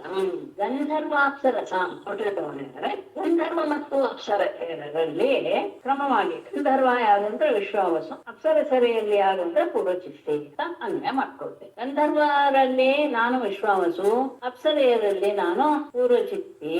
ಅವಳು ಬಹಳ ಉತ್ತಮವಾದಂತಹ ಅಪ್ಸರೆ ಅಂತ ಒಂದು ಪ್ರಸಿದ್ಧಿ ಇದೆ. ಆಮೇಲೆ ಭೂಧರಾಣ ಅಹಂ ಸ್ಥೈರ್ಯಂ, ಪರ್ವತಗಳಲ್ಲೆಲ್ಲ ಯಾವುದೋ ಒಂದು ಸ್ಥಿರತೆ ಅನ್ನೋದಿದೆಯೋ ಆ ಸ್ಥಿರತೆಯೇ ಪರ್ವತಗಳಲ್ಲಿ ನಾನಾಗಿದೆ. ಆಮೇಲೆ ಅಹಂ ಭುವ ಗಂಧ ಮಾತ್ರಂ, ಭೂಮಿಯಲ್ಲಿ ಗಂಧ ಎನ್ನುವುದು ನಾನೇ. ಗಂಧ ಮಾತ್ರಂ ಅನ್ನುವುದನ್ನು ತಗೊಳ್ತಾರೆ, ಇಲ್ಲಿ ವಿಶೇಷವಾಗಿ ತಗೊಳ್ತಾರೆ ಅವಿಕೃತವಾದದ್ದು ಅಂತ. ಏನ್ ಅವಿಕೃತವಾದದ್ದು ಅಂದ್ರೆ ಸಹಜವಾಗಿ ಗಂಧ ಅನ್ನೋದು ಯಾವಾಗ್ಲೂ ಸಹ ಸುಗಂಧವೇ. ಗಂಧ ಶಬ್ದಕ್ಕೆ ಸುಗಂಧ ಅಂತ ಅರ್ಥ. ಅದು ವಿಕಾರಗೊಂಡಾಗ್ಲೇ ಅದರಲ್ಲಿ ದೌರ್ಗಂಧ್ಯ ಬಂದು ಸೇರ್ಕೊಳ್ಳುತ್ತೆ. ಹಾಗಾಗಿ ಅವಿಕೃತಂ ಅಂತ ತಗೊಂಡಿದ್ದಾರೆ. ಅಂದ್ರೆ ಅದು ಹೇಗೆ ಇದೆಯೋ ಅದರ ಗಂಧ ಎನ್ನುತ್ತೆ ಭೂಮಿಯಲ್ಲಿರುವಂತಹ ಆ ರೀತಿಯ ಗಂಧವೇ ನಾನು ಭೂಮಿಯಲ್ಲಿ ಗಂಧ ರೂಪದಲ್ಲಿ ಇದ್ದೀನಿ ಅನ್ನೋದು. ಹಾಗೇನೆ ಪ್ರತಿಯೊಂದರಲ್ಲಿಯೂ ಆದದು ಮೂಲ ವಸ್ತು ಏನಿದೆಯೋ ಅದೆಲ್ಲವೂ ನಾನು. ಅಪಾಂ ರಸಶ್ಚ ಪರಮಃ ತೇಜಷ್ಠೀನಾಂ ತೇಜಿಷ್ಠಾನಾಂ ವಿಭಾವಸು ಪ್ರಭಾ ಸೂರ್ಯೇಂದ್ರತಾರಾಣಾಂ ಶಬ್ದೋಹಂ ನಭಸಃ ಪರ. ಅಪಾಂ ಪರಮಃ ರಸಃ ತೇಜಷ್ಠೀನಾಂ ವಿಭಾವಸು ಸೂರ್ಯೇಂದ್ರತಾರಾಣಾಂ ಪ್ರಭಾ ನಭಸಃ ಪರಃ ಶಬ್ದಃ ಅಹಂ. ಅಪಾನ್ ನೀರಿನಲ್ಲಿರುವ ಪರಮಃ ರಸಃ ಮಧುರವಾದ ರಸ. ಯಾಕೆಂದ್ರೆ ಮಾಧುರ್ಯ ಅದು ಶ್ರೇಷ್ಠವಾದದ್ದು. ಹಾಗಾಗಿ ಪರಮ ಅದರಿಂದ ಶ್ರೇಷ್ಠವಾದದ್ದು. ಯಾವಾಗ್ಲೂ ಸಹ ಯಾವುದೇ ರಸದಲ್ಲಿ ಮಾಧುರ್ಯ ಅನ್ನೋದಕ್ಕೆ ಇದು ಜಾಸ್ತಿ, ಇನ್ನೊಂದು ಬೆಲೆ ಜಾಸ್ತಿ. ಹಾಗಾಗಿ ಪರಮಃ ರಸ ಅಂದ್ರೆ ಮಾಧುರ್ಯ ಅನ್ನೋದು ಜಲದಲ್ಲಿದೆ, ನೀರಿನಲ್ಲಿ ಮಾಧುರ್ಯ ಇದೆ. ಹಾಗಾಗಿ ಆ ಪರಮ ಮಾಧುರ್ಯ ರಸ, ಜಲದಲ್ಲಿರುವಂತಹ ಮಧುರ ರಸ ನಾನೇನೆ. ಹಾಗೇನೆ ತೇಜಿಷ್ಠಾನ, ತೇಜಸ್ವಿಗಳಲ್ಲಿ ವಿಭಾವಸುಗು ಅಗ್ನಿಯೇ ನಾನಾಗಿದ್ದೇನೆ. ಸೂರ್ಯೇಂದು ತಾರಾಣ, ಸೂರ್ಯ ಚಂದ್ರ ನಕ್ಷತ್ರಗಳಲ್ಲಿ ಪ್ರಭಾ ಅವರ ಪ್ರಕಾಶ ಇದೆಯಲ್ಲ ಅದು ನಾನು. ಹಾಗೇನೆ ನಭಸಃ ಆಕಾಶದಲ್ಲಿ ಪರಃ ಶಬ್ದ, ಆ ಪರಾಶಬ್ದ ಅನ್ನೋದಿದೆಯಲ್ಲ, ಪರ ಪಶ್ಯಂತಿ ಮಧ್ಯಮ ವೈಖರಿ ಅನ್ನೋದಿದೆಯಲ್ಲ, ಆ ಪರ ಎನ್ನುವ ಶಬ್ದ ಎನ್ನುವುದು ಆಕಾಶದ ಒಂದು ಗುಣ. ಆ ಪರಾಶಬ್ದವೇ ಆಕಾಶದಲ್ಲಿ ಆಕಾಶದಲ್ಲಿ ಪರಾಶಬ್ದದ ರೂಪದಲ್ಲಿ ನಾನಿದ್ದೇನೆ. ಅಂದ್ರೆ ಅದು ಕೇವಲ ಯೋಗಿ ಗಮ್ಯ. ಯೋಗಿ ಅಂದ್ರೆ ಅತ್ಯಂತ ಉಚ್ಚ ಯೋಗಿಗಳಿಗೆ, ಯೋಗಿ ಶ್ರೇಷ್ಠರು, ಪರಮಹಂಸ ಯೋಗಿಗಳು ಅಂತಾರಲ್ಲ, ಅವರಿಗೆ ಮಾತ್ರ ಅದು ವೇದ್ಯವಾಗುತ್ತೆ. ಬ್ರಹ್ಮಣ್ಯಾನಾಂ ಬಲಿರಹಂ ವೀರಾಣಾಂ ಅಹಮರ್ಜುನಃ ಭೂತಾನಾಂ ಸಿದ್ಧಿರುತ್ಪತ್ತಿ ಅಹಂ ವೈ ಪ್ರತಿಸಂಕ್ರಮಃ. ಬ್ರಹ್ಮಣ್ಯಾನಾಂ ಬಲಿಃ ವೀರಾಣಾಂ ಅಹಂ ಅರ್ಜುನಃ ಭೂತಾನಾಂ ಅಹಂ ಸ್ಥಿತಿಃ ಉತ್ಪತ್ತಿಃ ಪ್ರತಿಸಂಕ್ರಮಃ ವೈ. ಬ್ರಹ್ಮಣ್ಯಾನಾಂ ಬ್ರಾಹ್ಮಣರ ಬಗ್ಗೆ ಅತ್ಯಂತ ಶ್ರದ್ಧೆ ಇರುವಂತಹ ವೇರ್ಲಾದನ ಮೊಮ್ಮ. ಹಾಗೇನೆ ವೀರಾಣಂ ವೀರರಲ್ಲಿ ಅಹಂ ಅರ್ಜುನ ಅರ್ಜುನ ನಾನು ಅರ್ಜುನನ. ಭೂತಾನಾಂ ಪ್ರಾಣಿಗಳಿಗೆ ಅಹಂ ನಾನು. ಸ್ಥಿತಿ ಉತ್ಪತ್ತಿ ಪ್ರತಿಸಂಕ್ರಮ ವೈ ಅವರ ಸೃಷ್ಟಿ ಅವರ ಇರುವಿಕೆ ಮತ್ತು ಅವರ ನಾಶ ಇವೆಲ್ಲವೂ ಸಹ ನಾನೇ. ಪ್ರಾಣಿಗಳ ಸ್ಥಿತಿ ಉತ್ಪತ್ತಿ ಲಯಗಳೆಲ್ಲವೂ ಸಹ ನಾನೇ. ಪ್ರತಿಸಂಕ್ರಮಣ ಅಂದ್ರೆ ಲಯ ಅಂತ ಸ್ಥಿತಿ ಉತ್ಪತ್ತಿ ಹೇಗಿದೆ. ಹಾಗಾಗಿ ಈಗ ಇರೋದು ಸ್ಥಿತಿ ಆದ್ದರಿಂದ ಅದನ್ನೇ ಹೇಳೋದು ಸರಿ ಇದೆ. ಮೊದಲು ಸ್ಥಿತಿ ಅಂದ್ರೆ ಇರುವಿಕೆ ಪಾಲನೆ ಅನ್ನೋದರ್ಥ. ಅವರ ಸೃಷ್ಟಿ ಅವರ ನಾಶ ಎಲ್ಲವೂ ಸಹ. ಆಮೇಲೆ ಗತ್ಯುತ್ಸರ್ಗೋಪಾದಾನ್ ಆನಂದ ಸ್ಪರ್ಶ ಲಕ್ಷಣಂ ಆಸ್ವಾದ ಶ್ರುತ್ಯವಘ್ರಾಣಂ ಅಹಂ ಸರ್ವೇಂದ್ರಿಯೇಂದ್ರಿಯ ಗತ್ಯುಕ್ತಿ ಉಕ್ತಿ ಉತ್ಸರ್ಗ ಅಲ್ಲಿ 3 ಶಬ್ದ ಇದೆ. ಉಪಾದಾನ 4 ಗತ್ಯುತ್ಸರ್ಗೋಪಾದಾನಂ ಆನಂದ ಸ್ಪರ್ಶ ಲಕ್ಷಣಂ ಆಸ್ವಾದ ಶ್ರುತ್ಯವಘ್ರಾಣಂ ಸರ್ವೇಂದ್ರಿಯೇಂದ್ರಿಯಂ ಅಹಂ. ಮೊದಲು ಹೇಳಿರುವುದು 5 ಕರ್ಮೇಂದ್ರಿಯಗಳ ಹಾಗೆ. ಗತಿ ಅಂದ್ರೆ ಓಡಾಡುವುದಕ್ಕೆ ಚಲನೆ. ಮುಕ್ತಿ ಅಂದ್ರೆ ಮಾತು ವಚನ. ಆಮೇಲೆ ಉತ್ಸರ್ಗ ಅಂದ್ರೆ ವಿಸರ್ಜನ. ಉಪಾದಾನ ಅಂದ್ರೆ ಸ್ವೀಕಾರ ಮಾಡೋದು ಆದಾನ. ಆಮೇಲೆ ಆನಂದ ಸಂತೋಷವನ್ನು ಹೊಂದುವುದು. ಈ ರೀತಿಯ ಎಲ್ಲ ರೀತಿಯ ಕರ್ಮೇಂದ್ರಿಯದ ವ್ಯಾಪಾರಗಳಾದ ಆ ಲಕ್ಷಣ ಎಲ್ಲವೂ ನಾನು ಅನ್ನೋ ಮುಂದೆ ಅನ್ವಯ. ಆಮೇಲೆ ಜ್ಞಾನೇಂದ್ರಿಯದ್ದೇನು ಆಸ್ವಾದ ಶ್ರುತಿ ಅವಘ್ರಾಣಂ. ಎಲ್ಲಿ ಬಿಟ್ಟು ಆನಂದ ಆದ್ಮೇಲೆ ಇದಕ್ಕೆ ಕಂಟಿನ್ಯೂ ಆಗ್ಬಿಟ್ಟಿದೆ. ಸ್ಪರ್ಶ ಲಕ್ಷಣಂ ಅದನ್ನ ಇದು ದರ್ಶನ ಅಂತ ಇಟ್ಕೊಳ್ಬೇಕು. ಅಂದ್ರೆ ಲಕ್ಷಣ ಅಂತ ಹೇಳಿದ್ರೆ ನೋಡುವಿಕೆ ಅನ್ನೋದರ್ಥ. ಯಾವಾಗ ಅಂದ್ರೆ ಲಕ್ಷ್ಯ ಅಂದ್ರೆ ಗುರಿ ನೇತ್ರದ ದೃಷ್ಟಿ ಅಲ್ಲಿರುತ್ತೆ ಅನ್ನೋದು ತಾತ್ಪರ್ಯ. ಹಾಗಾಗಿ ಸ್ಪರ್ಶ ಲಕ್ಷಣ ಆಸ್ವಾದ ಶ್ರುತಿ ಅವಘ್ರಾಣ. ಸ್ಪರ್ಶ ಚರ್ಮ ಅಂದ್ರೆ ಇದು ಬಂದ ಜ್ಞಾನೇಂದ್ರಿಯ ಅಂದ್ರೆ ನೋಡುವಿಕೆ ಕಣ್ಣಿಂದು. ಆಸ್ವಾದನ ನಾಲಿಗೆದು. ಶ್ರುತಿ ಅಂದ್ರೆ ಶ್ರವಣ ಕೇಳೋದು. ಆಘ್ರಾಣ ಅಂದ್ರೆ ಮೂಗಿನ ಆಸ್ವಾದನ ಗಂಧವನ್ನ ಸ್ವೀಕರಿಸೋದು. ಈ ವ್ಯಾಪಾರಗಳಾದ ಆ ವ್ಯಾಪಾರಗಳು ಸಹ ಅಷ್ಟೇ ಅಲ್ಲ ಸರ್ವೇಂದ್ರಿಯೇಂದ್ರಿಯಂ ಅಹಂ. ಎಲ್ಲ ಇಂದ್ರಿಯಗಳಿಗೂ ಸಹ ಆ ಇಂದ್ರಿಯಗಳ ಶಕ್ತಿಯನ್ನು ಕೊಡುವಂತಹವನು ಸಹ ಅಂದ್ರೆ ಪಂಚಕರ್ಮೇಂದ್ರಿಯ ವ್ಯಾಪಾರಗಳಾದಂತಹ ಗಮನ ವಚನ ಇತ್ಯಾದಿಯಲ್ಲೂ ಸಹ ನಾನೇನೆ. 5 ಕರ್ಮಗಳು. ಹಾಗೇನೆ ಪಂಚ ಜ್ಞಾನೇಂದ್ರಿಯಿಂದ ತೆಗೆದುಕೊಳ್ಳುವಂತಹ ಎಲ್ಲ ವಿಷಯವೂ ಸಹ ನಾನೇನೆ. ವಿಷಯ ಇದು ನಾಲ್ಕು ಹಿಂದೆ ಕ್ರಿಯೆ, ಇದು ವಿಷಯ ಜ್ಞಾನ. ಆಮೇಲೆ ಎಲ್ಲ ಇಂದ್ರಿಯಗಳಿಗೂ ಆ ರೀತಿಯಾದಂತಹ ಒಂದು ತಗೊಳ್ಳುವಂತಹ ಶಕ್ತಿ ಕೊಡ್ಬೇಕಲ್ಲ, ಆ ಶಕ್ತಿಯೂ ಸಹ ನಾನು. ಆಮೇಲೆ ಇಲ್ಲಿಂದ ಪೃಥ್ವಿಯಿಂದ ಆರಂಭಿಸಿ ಕೊನೆಯಲ್ಲಿ ಸಾಂಖ್ಯ ಮತದ ಪಂಚವಿಂಶತಿ ತತ್ವಗಳನ್ನ ಹೇಳಕ್ಕೆ ಹೊರಟಿದ್ದಾರೆ. ಯಾವ್ದ್ಯಾವ್ದು ಅಂತ ನೋಡೋಣ. ಪೃಥ್ವಿ ವಾಯುರಾಕಾಶ ಆಪೋ ಜ್ಯೋತಿರಹಂ ಮಹಾನ್ ವಿಕಾರ ಪುರುಷೋ ವ್ಯಕ್ತಂ ರಜಸ್ತತ್ವಂ ತಮಃ ಪರಂ ಅಹಮೇತತ್ ಪ್ರಸಂಖ್ಯಾನಂ ಜ್ಞಾನಂ ತತ್ವ ವಿನಿಶ್ಚಯ. ಬೇಡ, ಅದೆರಡು ಸಾಲ ಹೇಳ್ಬಿಡ್ತೀನಿ, ಆಮೇಲೆ ಅದು ಒಂದು ಸಾಲ ಇದಕ್ಕೆ ತೆಗೆಸ್ತಲ್ಲ. ಅಹಮೇತತ್ ಪ್ರಸಂಖ್ಯಾನಂ ಜ್ಞಾನಂ ತತ್ವ ವಿನಿಶ್ಚಯ 3 ಸಾಲ ಹೋಗ್ತದೆ. ಇದು ಕ್ರಮವಾಗಿಯೇ ಇದೆ. ಇಲ್ಲಿ ನಾನು ಬದಲಾವಣೆ ಮಾಡುವಂತದ್ದು ಏನೂ ಇಲ್ಲ. ಪೃಥ್ವಿ ಗೊತ್ತಿದೆ ಅಂದ್ರೆ ಇದು ಪಂಚ ತನ್ಮಾತ್ರ ಇದೆ ಹೇಳಕ್ ಹೊರಟೋದು. ಪೃಥ್ವಿ ವಾಯು ಆಕಾಶ ಜ್ಯೋತಿ ಅಹಂ. ಜ್ಯೋತಿ ಒಂದು ಭಾಗ, ಅಹಂ ಮಹಾನ್ ಇದೆಯಲ್ಲ ಇದು ವಿಕಾರ.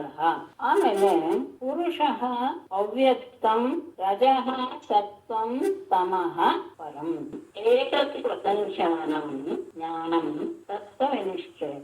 ಅದು ಅದು ಇದಾಯ್ತು.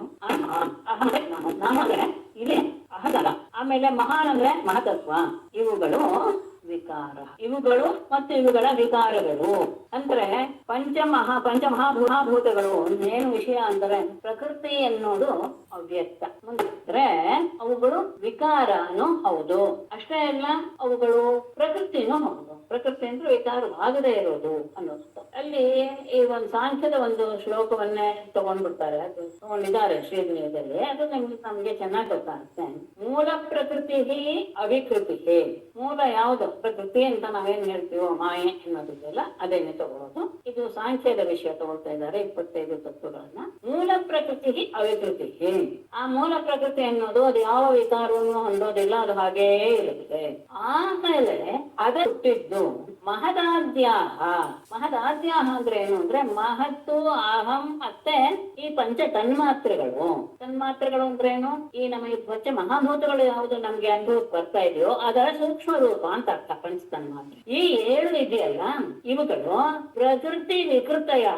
ಇವುಗಳು ಪ್ರಕೃತಿಯೂ ಹೌದು, ವಿಕೃತಿಯು. ಅಂದ್ರೆ ಮಹತ್ತು ಹಿಂದಿನಿಂದ ಪ್ರಕೃತಿಯಿಂದ ಹುಟ್ಟಿದ್ರಿಂದ ಅದು ವಿಕೃತಿ ಆಯ್ತು. ಆ ಮಹತ್ತಿನಿಂದ ಅಹಂಕಾರ ಹುಟ್ಟಿದ್ರಿಂದ ಅಹಂಕಾರಕ್ಕೆ ಮಹತ್ ಅನ್ನೋದು ಪ್ರಕೃತಿ ಆಯ್ತು. ಅದನ್ನ ನಾಪಿಟ್ಕೊಳ್ಬೇಕು. ಅದರಿಂದ ಇದು ಹುಟ್ಟಿದೆ. ಇದು ಇನ್ನೊಂದ್ರಿಂದ ಹುಟ್ಟಿದ್ರಿಂದ ಆವಾಗ ಅದು ವಿಕಾರ ಆಯ್ತು, ವಿಕೃತಿ ಆಯ್ತು. ಯಾವುದು? ಮಹತ್ ಅನ್ನೋದು ಪ್ರಕೃತಿಯಿಂದ ಹುಟ್ಟಿದ್ರಿಂದ. ಪ್ರಕೃತಿ ಅನ್ನೋದು ಯಾವಾಗ್ಲೂ ಅದು ವಿಕೃತಿ, ಬದಲಾವಣೆ ಆಗದೆ ಇರುವಂತದ್ದು. ಮಹತ್ ಅನ್ನೋದು ಅದರಿಂದ ಹುಟ್ಟಿದ್ರಿಂದ ಅದು ವಿಕೃತಿ ಆಯ್ತು, ಪ್ರಕೃತಿಯಿಂದ ಹುಟ್ಟಿದ್ರಿಂದ. ಆ ಮಹತ್ತಿನಿಂದ ಅಹಂ ಹುಟ್ಟಿತು, ನಾನು ಎನ್ನುವ ಭಾವ ಹುಟ್ಟಿತು. ಆವಾಗ ಮಹತ್ ಎನ್ನುವುದು ನಾನು ಎನ್ನುವುದಕ್ಕೆ ಪ್ರಕೃತಿ ಆಯ್ತು. ಯಾವುದರಿಂದ ಹುಟ್ಟುತ್ತೋ ಅದು ಪ್ರಕೃತಿ. ಯಾವಾಗ ಆಮೇಲೆ ವಿಕೃತ ಆದ್ರಿಂದ ಅದು ವಿಕೃತಿಯೂ ಹೌದು. ಹೀಗೆ ಅಹಂನಿಂದ ಹುಟ್ಟಿದಂತಹ ಪಂಚ ಇವು ಯಾವುದು ತನ್ಮಾತ್ರೆಗಳು ಈ 7 ಇದೆಯಲ್ಲ ಇವುಗಳು ಪ್ರಕೃತಿನೂ ಹೌದು, ವಿಕೃತಿನೂ ಹೌದು. ಅದಾದ ಮೇಲೆ 16 ತತ್ವಗಳು ಬರುತ್ತೆ. 16 ತತ್ವಗಳು ಅಂದ್ರೆ ಕರ್ಮೇಂದ್ರಿಯ 5, ಜ್ಞಾನೇಂದ್ರಿಯ 5, ಮತ್ತೆ ಮನಸ್ಸು, ಪಂಚ ತನ್ಮಾತ್ರೆಗಳು ಇವೆ. ಪಂಚೇಂದ್ರಿಯಗಳು, ಪಂಚ ಜ್ಞಾನೇಂದ್ರಿಯಗಳು, ಪಂಚ ಕರ್ಮೇಂದ್ರಿಯಗಳು ಮತ್ತು ಮನಸ್ಸು. ಇದು 16 ಇದೆಯಲ್ಲ ಇದು ಯಾವಾಗಲೂ ಸಹ ವಿಕೃತಿನೇ, ವಿಕಾರವೇ. ಆದರೆ ಪುರುಷ ಇದಾನಲ್ಲ, ಜೀವಾತ್ಮ ಇದಾನಲ್ಲ ಪ್ರಕೃತಿ, ಅದನ್ನ ಹೇಳ್ಕೊಟ್ಟಿದ್ದಾರೆ.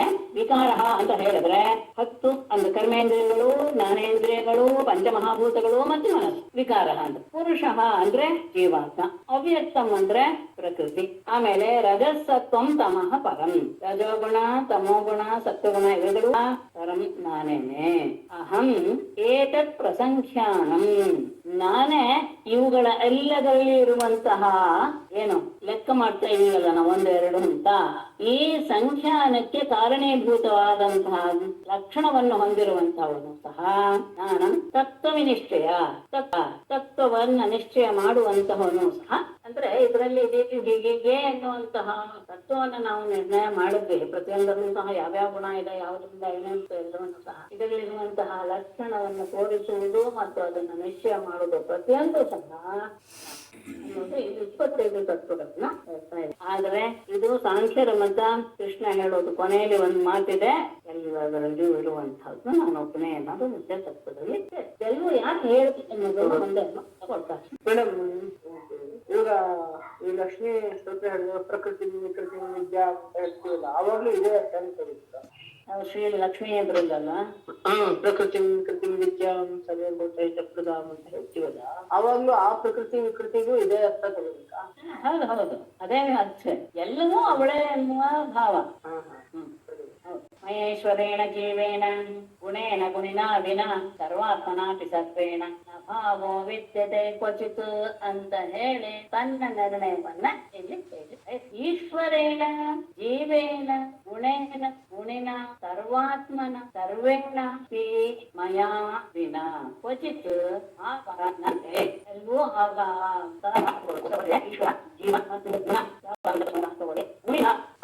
ಇರುವಂತ ಮತ್ತೆ ಸರ್ವೇಣ ಎಲ್ಲದರ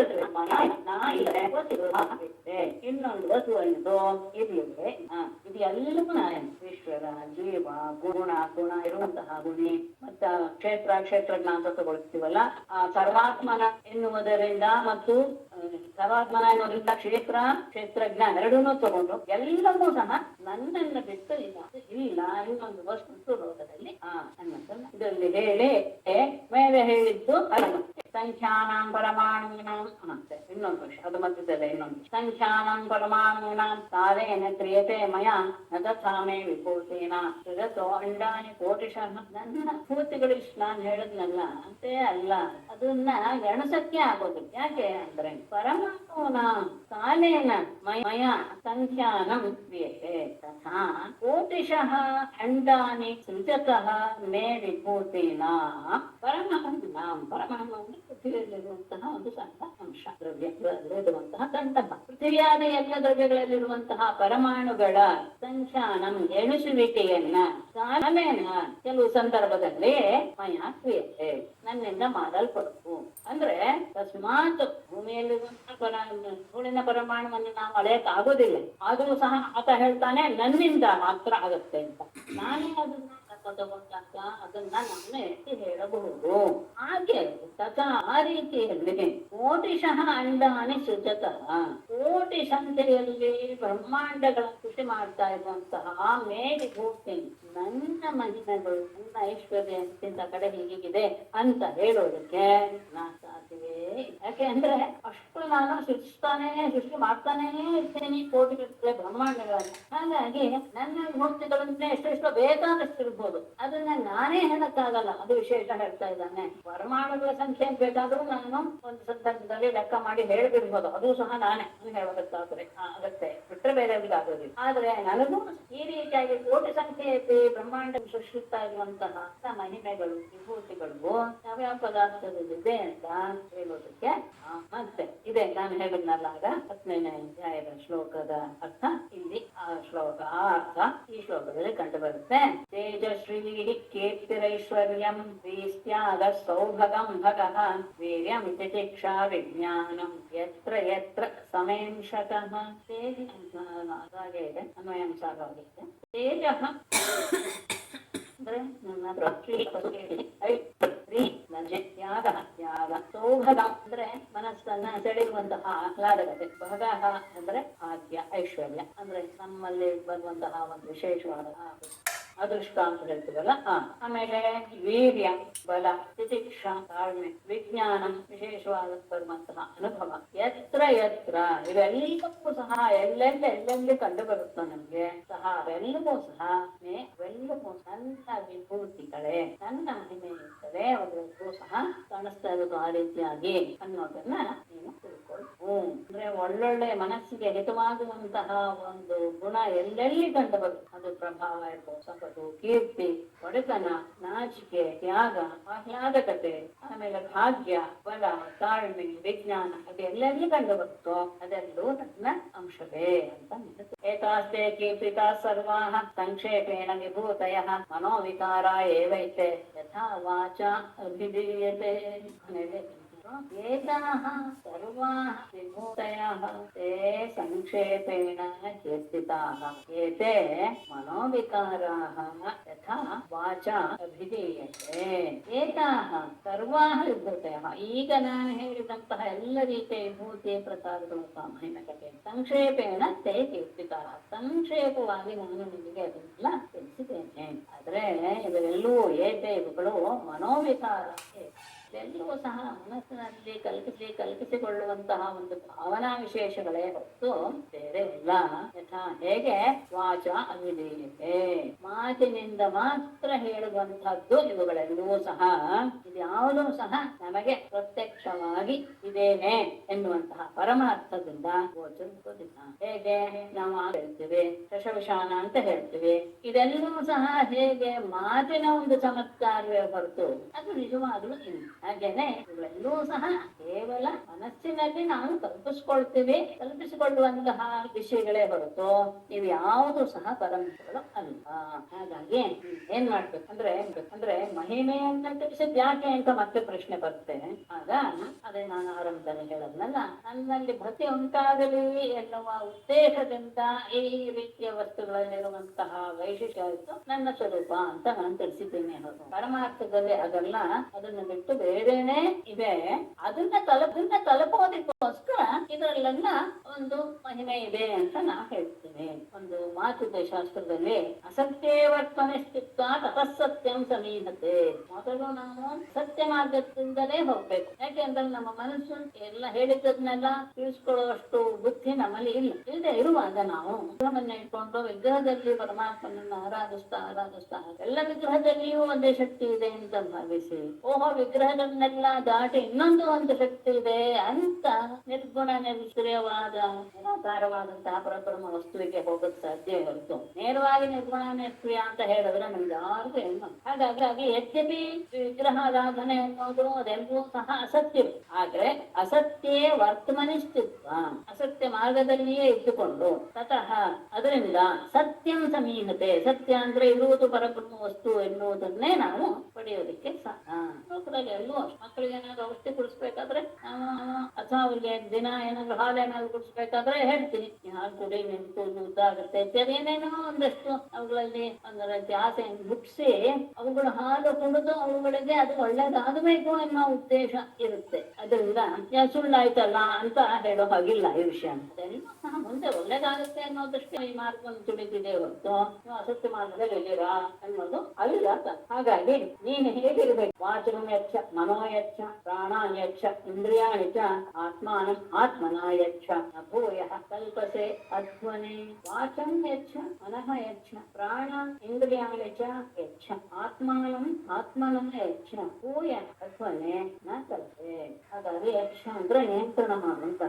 ನೀನು ಮೊದಲು ಮಾಡ್ಬೇಕಾದದ್ದು ಮಾತನ್ನ ನಿಯಂತ್ರಣಗೊಳಿಸ್ಬೇಕು. ಅನಾವಶ್ಯಕವಾಗಿಲ್ಲ ಮಾಡದೇ ಇದ್ರೆ ಸ್ವಲ್ಪ ಶ್ರೇಷ್ಠಕ್ಕೆ ಸಾಮಾನ್ಯ ಏಕಾದಶಿ ದಿವಸ ಮೌನ ವ್ರತವನ್ನ ಆಚರಿಸ್ತಾರೆ. ಅದು ಒಂದು ರೀತಿಯ ನಮ್ಮಲ್ಲಿ ಸತ್ವಗುಣದ ಆವಿರ್ಭಾವವನ್ನು ಉಂಟು ಮಾಡುತ್ತೆ. ಅದಂತೂ ಖಂಡಿತ ನಿಜ. ಮಾತನ್ನ ನಿಯಂತ್ರಣಗೊಳಿಸು. ಅದಾದ ಮೇಲೆ ಮನಸ್ಸಲ್ಲಿ ಇದ್ದೇ ಇರುತ್ತೆ ವಿಚಾರಗಳು, ಅದನ್ನ ನಿಯಂತ್ರಣಗೊಳಿಸು. ಆಮೇಲೆ ಪ್ರಾಣವಾಯುವನ್ನ ನೀನು ಉಸಿರನ್ನು ಸಹ ನೀನು ನಿಯಂತ್ರಣಗೊಳಿಸು. ಬಳಿಕ ಇಂದ್ರಿಯಗಳನ್ನ ನಿಯಂತ್ರಿಸು. ಇದು ಹೀಗೆ ಹೋದಾಗ್ಲೇ ಆಗೋದು. ಒಂದೇ ಸತಿಗೆ ನಾನು ಎಲ್ಲ ಮಾಡ್ಬಿಡ್ತೇನೆ ಆಗೋದಿಲ್ಲ. ಒಂದೊಂದಾಗಿ ಗತಿಕೊಂಡು ಬರಬೇಕು. ಆಮೇಲೆ ಆತ್ಮನ ಬುದ್ಧಿಯನ್ನ ಬುದ್ಧಿಯಿಂದಲೇ, ಎಂತ ಬುದ್ಧಿ? ಸಾತ್ವಿಕ ಬುದ್ಧಿಯಿಂದಲೇ ಯಕ್ಷ ಅದನ್ನ ನಿಯಂತ್ರಿಸು. ಬುದ್ಧಿ ಎಲ್ಲ ಕಡೆ ಹೋಗುತ್ತೆ. ಬುದ್ಧಿ ಆಗ ತಮ ಬುದ್ಧಿ ಆಗುತ್ತೆ. ಅದನ್ನ ನೀನು ಸಾತ್ವಿಕ ಬುದ್ಧಿಯನ್ನ ಬೆಳೆಸ್ತಾ ಹೋದ ಹಾಗೆ ಈ ಎರಡು ಸಹ ನಮ್ಮ ವಶಕ್ಕೆ ಬಂದುಬಿಡುತ್ತೆ. ಅದಾದ ಮೇಲೆ ಹಾಗೆ ಆದಾಗ ಹೂಯ ಅಥ್ವನೇ ಕಲ್ಸೆ. ಈ ಸಂಸಾರ ಮಾರ್ಗಕ್ಕೆ ನೀನು ಬರೋದಿಲ್ಲ. ಮೊದಲು ಮಾತನ್ನ ವಶಪಡಿಸ್ಕೊಂಡ್ ಬಿಡ್ಬೇಕು. ಇದು ನಮ್ ಕೈಲಿ ಸಾಧ್ಯ ಇಲ್ಲ ಅನ್ನೋದೊಂದು ಖಂಡಿತ.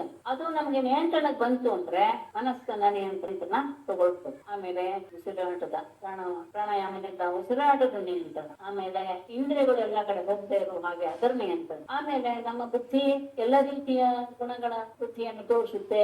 ಅದನ್ನ ಸಾತ್ವಿಕ ಬುದ್ಧಿ ಹೆಚ್ಚಿಸ್ಕೊಳ್ತಾ ಹೋಗ್ತಾ ಇದ್ದ ಹಾಗೆ ರಜೋಗುಣದಿಂದ ಉಂಟಾಗೋ ಬುದ್ಧಿ, ತಮಗುಣದ ಉಂಟಾಗೋ ಬುದ್ಧಿ ನಿಯಂತ್ರಣಕ್ಕೆ ಬರುತ್ತೆ. ಹೀಗೆ ಆದ ತಕ್ಷಣ ನೀನು ಹೀಗೆ ಮಾಡಿದ್ರೆ ಸಂಸಾರ ಮಾರ್ಗಕ್ಕೆ ಮತ್ತೆ ಬರುತ್ತಿಲ್ಲ.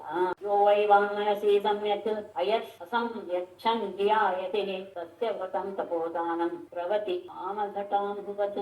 ಯಃ ಯತಿಃ ಧಿಯಾ ವಾಂಗ್ಮನಸಿ ಸಮ್ಯಕ್ ಅಸಂಯಚ್ಛನ್ ಭವತಿ ಸಹ ತಸ್ಯ ವ್ರತಂ ತಪಃ ದಾನಂ ಆಮಘಟಾನುಭವತ್ ಪ್ರವತಿ.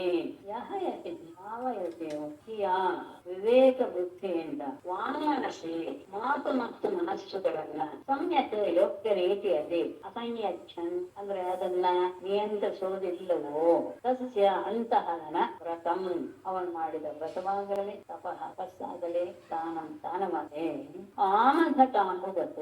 ಆಮ ಅಂದ್ರೆ ಹಸಿಯಾಗಿರೋದು, ಒಣಗಿಲ್ದೇ ಇರುವಂತ. ಹಸಿಯಾದಂತಹ ಘಟದಲ್ಲಿ ನೀರು ತುಂಬಿದರೆ ಹೇಗೆ ಅಂಬುವತ್ತು, ನೀರು ಅದರಲ್ಲಿ ತುಂಬಿದರೆ ಹೇಗೆ ನೀರು ಹರಿದು ಹೋಗುತ್ತೋ ಹಾಗೆ ಎಲ್ಲವೂ ಹೋಗಿ.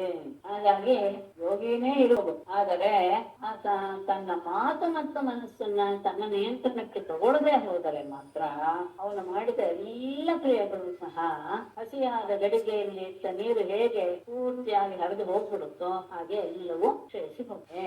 ತಸ್ಮಾನ್ ಮನೋವಚ ಪ್ರಾಣ ನಿಯಚ್ಛೇತ್ ಮತ್ಪರಾಯಣ ಮದ್ಭಕ್ತಿಯುಕ್ತಯ ಮೃತ್ಯುಖ್ಯ ತತಃ ಪರಿಸಮಾಪ್ಯತೆ. ತಸ್ಮಾತ್ ಮನೋವಚ ಪ್ರಾಣ ಮತ್ಪರಾಯಣ ನಿಯಚ್ಛೇತ್. ಮತ್ಪರಾಯಣ ಮನೋವಚ ಪ್ರಾಣಾನ್ ಮದ್ಭಕ್ತಿಯುಕ್ತಯ ಬುದ್ಧ್ಯ ನಿಯಚ್ಛೇತ್. ಮಾತು ಮತ್ತು ಪ್ರಾಣಿತ ಎಲ್ಲ ರೀತಿಯಲ್ಲಿ ಮತ್ತು ಪರಾಯಣ. ಇಲ್ಲಿ ಪರಾಯಣ ಶಬ್ದಕ್ಕೆ ಅರ್ಥವನ್ನು ಮಾಡ್ತದೆ. ಪರಂ ಅಯನಂ ನಾನೇ ಕೊನೆಯ ಆಶ್ರಯ ಸ್ಥಾನ ಅಂತ ಭಾವನೆ ಹೊಂದಿದವನಿಗೆ ಮದ್ಭಕ್ತಿಯುಕ್ತಯ ನನ್ನಲ್ಲಿಯೇ ಭಕ್ತಿಯನ್ನ ನೆಲೆಗೊಳಿಸುವಂತಹ ಬುದ್ಧಿಯಿಂದ ಅಂದ್ರೆ ವಿವೇಕವಾದ ಬುದ್ಧಿಯಿಂದ ನಿಯಚ್ಛೇತ್ ಇವೆಲ್ಲವನ್ನು ಸಹ ನಿಯಂತ್ರಿಸಬೇಕು. ಹೇಳಿದ ಮನಸ್ಸು ಮಾತು ಮತ್ತು ಪ್ರಾಣದಿಂದ ಉಂಟಾಗುವ ಕ್ರಿಯೆಗಳು ಎಲ್ಲವನ್ನು ಸ್ವತಃ ಪರಿಸಮಾನೆ. ಹೀಗೆ ಆದ ತಕ್ಷಣ ಎಲ್ಲವೂ ಸಹ ಆ ವ್ಯಕ್ತಿ ಕೃತಕೃತ್ಯನಾಗಿ ಬಿಡ್ತಾನೆ. ಈ ರೀತಿಯಾಗಿ ಎತ್ತುಕೊಂಡು ನಾನೇ ಪರಮ ಆಶ್ರಯ ಅಂತ ಭಾವಿಸಿ ನನ್ನಲ್ಲಿಯೇ ಭಕ್ತಿಯನ್ನು ನೆಲೆಗೊಳಿಸಿ ನಮ್ಮ ಮನಸ್ಸು, ಮಾತು, ಕ್ರಿಯೆಗಳು ಎಲ್ಲವನ್ನೂ ಸಹ ನಿಯಂತ್ರಣ ಬಿಡಿದ್ದೇ ಹೋದ್ರೆ ಆಗ ಅವನಲ್ಲಿ ಏನು ಉಳಿಯಲ್ಲ. ಆತ ತನ್ನ ಜನ್ಮವನ್ನ ತಸ್ಮಾನು ವಚ ಪ್ರಾಣಂ ನಿಯಚ್ಛೇತ್ ಪರಾಯಣ ಮದ್ಭಕ್ತಿ ದಯಾ ಬುದ್ಧ್ಯ ತತಃ ಪರಿಸಮಾಪ್ಯತೆ. ಶ್ರೀಮದ್ಭಾಗವತೆ ಮಹಾಪುರಾಣಂ ಏಕಾದಶಸ್ಕಂಧೆ ಭಗವದುದ್ಧವ ಸಂವಾದೆ ಷೋಡಶೋಧ್ಯಾಯ. ನಾರಾಯಣಂ ನಮಸ್ಕೃತ್ಯ ನರಂ ಚೈವ ನರೋತ್ತಮಂ ದೇವೀಂ ಸರಸ್ವತೀಂ ವ್ಯಾಸಂ ತತೋ ಜಯಮುದೀರಯೇತು. ಸರ್ವೇ ಭವಂತು ಸುಖಿನಃ, ಸರ್ವೇ ಸಂತು ನಿರಾಮಯಾಃ, ಸರ್ವೇ ಭದ್ರಾಣಿ ಪಶ್ಯन्तು, ಮಾ ಕಶ್ಚಿತ್ ದುಃಖ ಭವೇತ್.